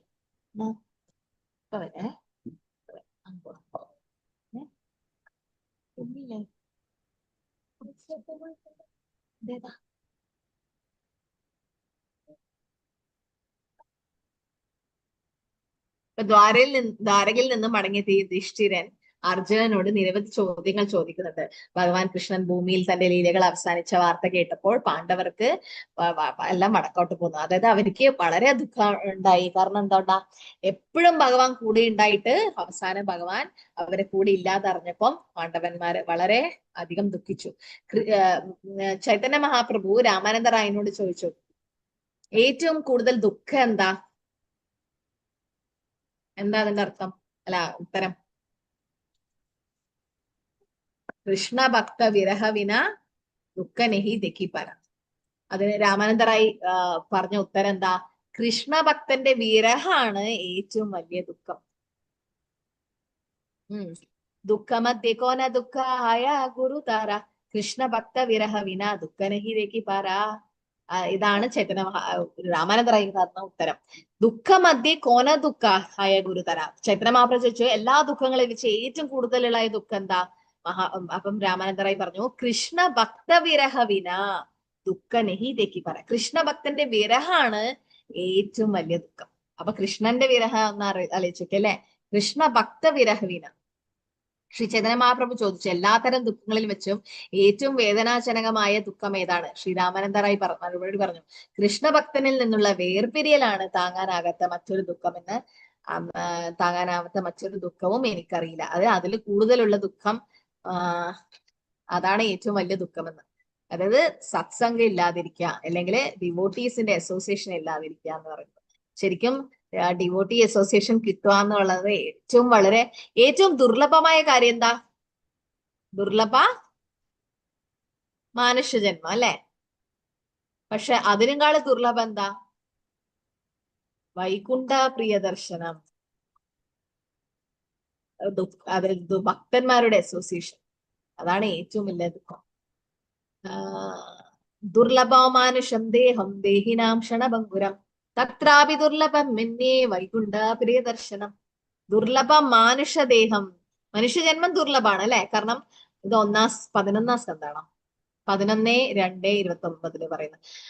മനുഷ്യജന്മം എന്ന് പറഞ്ഞാൽ ദുർലഭമാണ്. കാരണം 4 ലക്ഷം മാത്രമേ മനുഷ്യജന്മം ഉള്ളൂ അല്ലെ, 84 ലക്ഷം യോനി വർഗങ്ങളിൽ നിന്ന്. അപ്പൊ ദുർലഭം മാനുഷദേഹം, മനുഷ്യജന്മം ദുർലഭമാണ്. ദേഹിനാം ക്ഷണഭംഗുരം, ദേഹം എപ്പം വേണമെങ്കിലും നശിക്കാം.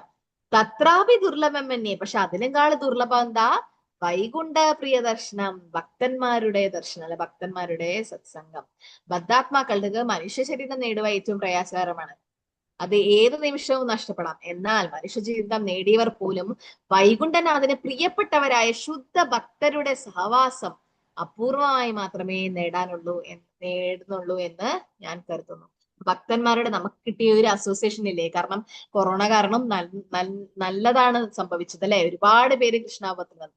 നിങ്ങൾ കൈ ഉയർത്താം, ആരൊക്കെ കൃഷ്ണാപത്തിൽ ആ സമയത്ത് വന്നത്? ഈ കൊറോണ സമയത്ത് ഓൺലൈനിലൂടെ ഭക്തിയില് വന്നത് ആരൊക്കെയാ? ഓൺലൈനിലോ ഇല്ലാണ്ടോ, പക്ഷെ കൊറോണ സമയത്ത് വന്നതാരാ? ശാരദാക്ഷി ഉപാസന മാതാവ്, ഗീത കൃഷ്ണവാണി, സാവിത്രി കൃപേശ്വരൻ, 6 പേര് ദീക്ഷ വരെടുത്തല്ലേ. നിങ്ങളൊക്കെ ഒന്ന് ആലോചിച്ചൊക്കെ ഭഗവാന്റെ ആ ഒരു കാരുണ്യം അല്ലേ. ഇപ്പൊ എല്ലാവരും ആൾക്കാരൊക്കെ പറയുന്നത് എന്താ? ഭഗവാൻ എന്ത് ചെയ്തത് ഈ കൊറോണ സമയത്തൊക്കെ ചോദിച്ചത്, നിങ്ങൾ ഭഗവാൻ എവിടെ അല്ലെ, എന്തൊക്കെയാ ആൾക്കാർ ചോദിച്ചത്.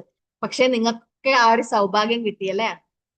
ഈ ഒരു സമയത്ത് കൃഷ്ണാവബോധത്തിലേക്ക് വരാൻ എത്രയും പേര്, ഒരു 10 പേരെങ്കിലും ഉണ്ടല്ലേ ഈ ക്ലാസ്സിൽ, നിങ്ങൾക്കൊക്കെ വരാൻ പറ്റി അല്ലെ കൃഷ്ണാവബോധത്തില്. അപ്പം എന്നിട്ട് എന്ത് ചെയ്തു? നമ്മളിപ്പം 4-5 കൊല്ലായിട്ട് നമ്മളിപ്പം അസോസിയേഷനിലാണ് അല്ലെ, ഭക്തന്മാരുടെ അസോസിയേഷനില്. ഇൻഫാക്ട് ഓരോ സ്ഥലത്തൊന്നും അമ്പലങ്ങളില്ല, എന്നിട്ടും അവർക്കൊന്നും ഒരു പ്രശ്നമില്ല. കാരണം എന്താ? നമുക്കൊക്കെ നല്ലൊരു സത്സംഗം ഓൺലൈനിൽ കിട്ടി അല്ലെ. ഓൺലൈനിലോ ഒരു പ്രശ്നമില്ല, അതൊന്നും കുഴപ്പമില്ല. പക്ഷെ നമുക്ക് ഓൺലൈനിൽ നമുക്ക് ഈ ഒരു ഇതിനി നമ്മള് ജീവിതകാലം മുഴുവനും നമുക്കൊരു നല്ല സൗഹൃദമായിരിക്കും, അല്ലെങ്കിൽ സത്സംഗം അല്ലെ. അപ്പൊ അത് എല്ലാവർക്കും കിട്ടുന്ന ഭാഗ്യമല്ല. അത്രയും ഭഗവാൻ അനുഗ്രഹിച്ചവർക്ക് മാത്രമേ ഇങ്ങനെയുള്ള ദുർലഭമാനവ ജനമ സത്സംഗം തരഹുവേ ഭവസിന്ധുവേ ഭജഹൂരേമന ശ്രീനന്ദനന്ദന അഭയ ചരണാരവിന്ദർ. ദുർലഭ മാനവ ജനമ സത്സംഗം കിട്ടുക എന്ന് പറഞ്ഞാൽ വളരെ വളരെ ദുർലഭമാണ്. നമ്മളൊരിക്കലും അത് വിട്ടുപോകാൻ പാടില്ല. സത്സംഗം അല്ലെ, സത്സംഗം ഒരിക്കലും അത് വിട്ടുപോകാതെ നമ്മൾ സൂക്ഷിക്കണം. നമുക്ക് ഇതിലിവിടെ നിർത്താം. ഇവിടെ ഞാൻ നിർത്തിയത് 19 അല്ലെ.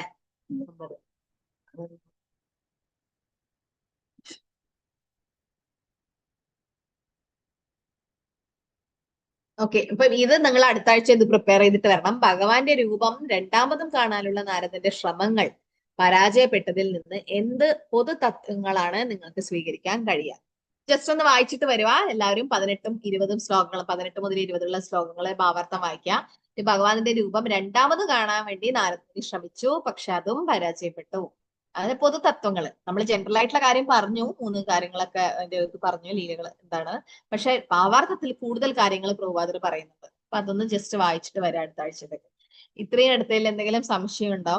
ആർക്കെങ്കിലും എന്തെങ്കിലും കൂട്ടിച്ചേർക്കാനുണ്ടെങ്കിൽ കൂട്ടിച്ചേർക്കാം. ഹരേ കൃഷ്ണ.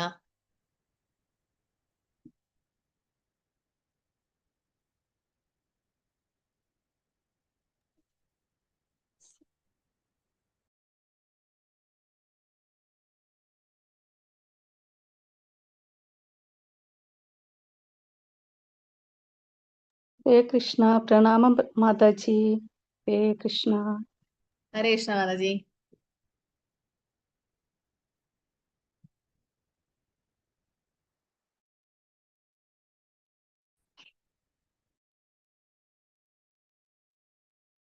അതായത് ഞാൻ ഇപ്പൊ അറ്റൻഡൻസ് മാർക്ക് ചെയ്തത്. ഇനി വേറെ ആരെങ്കിലും ചെയ്യാണ്ടുണ്ടാവും. ഇന്ന് കണ്ടില്ലായിരുന്നു, ഇപ്പൊ പെട്ടെന്ന് കണ്ടതാ. കുഴപ്പമില്ല, അല്ല മാർക്ക് ചെയ്തല്ലോ. ഉം. അത് ജോയിൻ ചെയ്ത ആൾക്കാര്, അതായത് ക്ലാസ് തുടങ്ങിയിട്ട് 10 മിനിറ്റിൽ ജോയിൻ ചെയ്ത ആൾക്കാർക്ക് ആ ചാറ്റില് ആ ലിങ്ക് ഉണ്ടാവും. ലിങ്ക് ഉണ്ട്. അല്ല, ഇപ്പോഴാണ് ഓർമ്മ വന്നത്. ഫില്ല് ചെയ്യുന്നത് കുഴപ്പമില്ല, ഫില്ല് ചെയ്യുന്നത് കുഴപ്പമില്ല. പക്ഷെ ക്ലാസ്സിൽ കയറുന്നത് കറക്റ്റ് സമയത്ത് കയറണം. ഉള്ളത്. മറന്നുപോയി മാതാജി, ഇപ്പൊ എന്ത് ചെയ്യും? ഇനി ഫസ്റ്റ് മറന്നുപോയി, അധികം മറന്നുപോയി. കാരണം അപ്പൊ തന്നെ ചെയ്യലുണ്ട്. ഫസ്റ്റ് തന്നെ ചെയ്യുന്നതാണ് നല്ലത്. ഇനിയിപ്പൊ എന്ത് ചെയ്യും മാതാജി? മറന്നുപോയി. അത് നിങ്ങളെ ലിങ്ക് ഉണ്ട് ഇപ്പൊ, ചാറ്റിൽ ഉണ്ടാവുമല്ലോ. ലിങ്ക് ആ ഉണ്ട്. ചാറ്റിൽ ലിങ്ക് ഉണ്ടാവും. നേരത്തെ കയറിയവരാണെങ്കിൽ ലിങ്ക് ഉണ്ടാവും, പിന്നീട് കയറിയവർക്ക് ലിങ്ക് കിട്ടില്ല. ഓക്കെ. ഇത് കഥ കേട്ട് മറന്നുപോയതാ. ഹരേ കൃഷ്ണ. ഹരേ കൃഷ്ണ.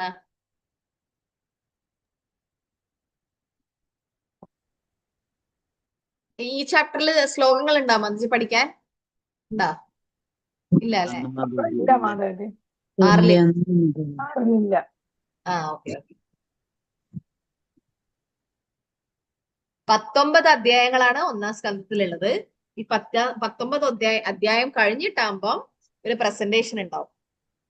നിങ്ങൾ ലെവൽ 4-ലൊക്കെ ചെയ്ത ആൾക്കാരല്ലേ അല്ലെ? അതില് പവർ പോയിന്റ് ആയിട്ട് ചെയ്യാൻ ബുദ്ധിമുട്ടുള്ള ആൾക്കാരാണെങ്കിൽ പറയണം. നമുക്ക് ആരെങ്കിലും സഹായത്തിനുണ്ടെങ്കിൽ നമുക്ക് നോക്കാം, അങ്ങനെ ചെയ്യാൻ പറ്റും. പ്രസന്റേഷൻ പവർ പോയിന്റ് ആയിട്ട് ചെയ്തതായിരിക്കും നല്ലത്. നിങ്ങൾ ഭാവിയിൽ ക്ലാസ് എടുക്കുമ്പോഴും എല്ലാം അതല്ലേ ഈസി. എല്ലാം എഴുതിയിട്ടാണ് നോക്കിയിട്ട് ഞാൻ ചോദിക്കട്ടെ പ്രബോധന എങ്ങനെയാണെന്ന്. പക്ഷെ പ്രസന്റേഷൻ 19 അധ്യായം കഴിഞ്ഞിട്ടേ ഉള്ളൂ. മനസ്സിലായില്ല മാതാജി? സ്ലൈഡാന്ന് നല്ലത്, നോക്കാം അതെങ്ങനെയാണെന്ന് ചോദിക്കട്ടെ. പക്ഷെ നമ്മളിപ്പം 6-ലല്ലേ ഉള്ളൂ, 6-ാം അധ്യായം എത്ര. ഈ അധ്യായം ഞാൻ അടുത്ത ആഴ്ച തീർക്കാൻ ശ്രമിക്കാം. ഇത്ര ശ്ലോകം ഉള്ളത് 38. 38. ഓക്കെ. 20 മുതൽ 38 വരെ എടുക്കണം അല്ലെ? അപ്പം അതിന്റെ അടുത്ത ആഴ്ച പരീക്ഷയ്ക്ക് റെഡിയാണോ? 26-ന്, നവംബർ 26. അല്ലെ ഞാൻ നോക്കട്ടെ, ഞായറാഴ്ച പരീക്ഷ വെച്ച് കഴിഞ്ഞാൽ നമുക്ക് ബുധനാഴ്ച ക്ലാസ് അങ്ങനെ കണ്ടിന്യൂ ചെയ്യാം. വേറെ സമയത്ത് പരീക്ഷ വെക്കാൻ നോക്കട്ടെ. അങ്ങനെയാണെങ്കിൽ ബുധനാഴ്ച മറ്റുള്ളവർക്കൊന്നും ക്ലാസ് മിസ്സാവില്ല. ഒരുപാട് ക്ലാസ് മിസ്സാവുന്നുണ്ട്, നീണ്ടു പോകും. നോക്കട്ടെ എങ്ങനെ ചെയ്യാൻ പറ്റുമോ, ഞാൻ അറിയിക്കാം. ശരിയാണ് മാതാജി. ഹരേ കൃഷ്ണ. ശനിയാഴ്ച അല്ലേ ഏകാദശി അല്ലേ? ശനിയാഴ്ച. മാതാജി, ശനിയാഴ്ച ഏകാദശി. പക്ഷെ ഈ ഏകാദശി ബ്രേക്കിംഗ് ടൈം വളരെ ചെറുതാണ് അല്ലെ? 9:15 ഉള്ളൂ, 10:20 വരെ. മാതാജി ഹരേ കൃഷ്ണ, ഒരു പരാതി ഉണ്ട് മാതാജി. ഗ്രൂപ്പിൽ നിന്ന് ആരും പാരായണത്തിന് കേറാറില്ല. ശ്ലോകം ചൊല്ലാനാണോ? ഗീതാപാരായണത്തിന് നമ്മുടെ ഭക്തിവൃക്ഷ ഗ്രൂപ്പിൽ നിന്ന് അധികം ആരെയും കാണാറില്ല. മാതാജി, ഓഫീസ് ടൈം ആവും ഞങ്ങൾക്ക് ഏകാദശി ദിവസം. അത് 2 മണിക്കല്ലേ വെക്കുന്നത്. അപ്പൊ ഞങ്ങൾ കേറാൻ ആഗ്രഹിച്ചാലും ഞങ്ങൾക്ക് നടക്കില്ല. ഓഫീസിലൊന്നും അലൗഡ് അല്ല മൊബൈല്. മറ്റുള്ളവരോ? അതുകൊണ്ട് പലപ്പോഴും സാറ്റർഡേ ആണെങ്കിൽ ഞാൻ കേറാറുണ്ട്. സാറ്റർഡേ ആവുമ്പോ കേറാറുണ്ട്. ഇതിന് വളരെ കുറച്ച് പേര്, മായ മാതാജി, പിന്നെ മാതാജി, അങ്ങനെ വളരെ കുറച്ച് പേരെ ഈ ഗ്രൂപ്പിൽ നിന്ന് കേറാറുള്ളൂ. അധ്യായം ഒരേ ആളിനൊക്കെ കൊടുക്കേണ്ടി വരാറുണ്ട് 18 അധ്യായത്തില്. പിന്നെ കുറച്ച് നമ്മള് മാഹാത്മ്യം അങ്ങനെയൊക്കെ ഉണ്ടല്ലോ, അതും ചിലപ്പോ അതും 3-ാമത്തെ പ്രാവശ്യം ഒരാൾ തന്നെ ചെയ്യേണ്ടി വരും. 2 അധ്യായം വായിച്ചു കഴിഞ്ഞ് ഇതിലേതെങ്കിലും കൂടെ അവര് അതും ചെയ്യേണ്ടി വരും. അതിന് ഏകാദശിക്ക് ഭഗവത്ഗീത പാരായണം ചെയ്യുന്നത് വളരെ നല്ലതാണ്. അപ്പൊ എല്ലാവരും കേറാൻ ശ്രമിക്കുക, മറ്റുള്ളവരൊക്കെ. ഹരേ കൃഷ്ണ മാതാജി. ഞങ്ങളുടെ ഗ്രൂപ്പില് ഫുള്ള് വായിക്കുന്നുണ്ട് മാതാജി. വായിക്കുന്നുണ്ടോ? വൈകിട്ട് 6 തൊട്ട് 9 മണി വരെ. അപ്പൊ അതുകൊണ്ടാണ്. ആണോ? ഞങ്ങൾ സത്സംഗത്തിൽ 2 മണി ഒടുങ്ങിണ്ട് മാതാജി, അത് കാരണം കേറാൻ പറ്റാത്ത. സത്സംഗത്തിലാ ചെയ്യുന്നത്? ശരി. ഹരേ കൃഷ്ണ. വാഞ്ചകൽപതരുഭ്യശ്ച കൃപാസിന്ധുഭ്യശ്ച വാഞ്ചകൽപതരുഭ്യശ്ച. ഹരേ കൃഷ്ണ. കൃഷ്ണ ജഗന്നാഥ്. ഉറങ്ങിയില്ലേ എത്ര നേരമായിട്ട്? ഉണ്ട്.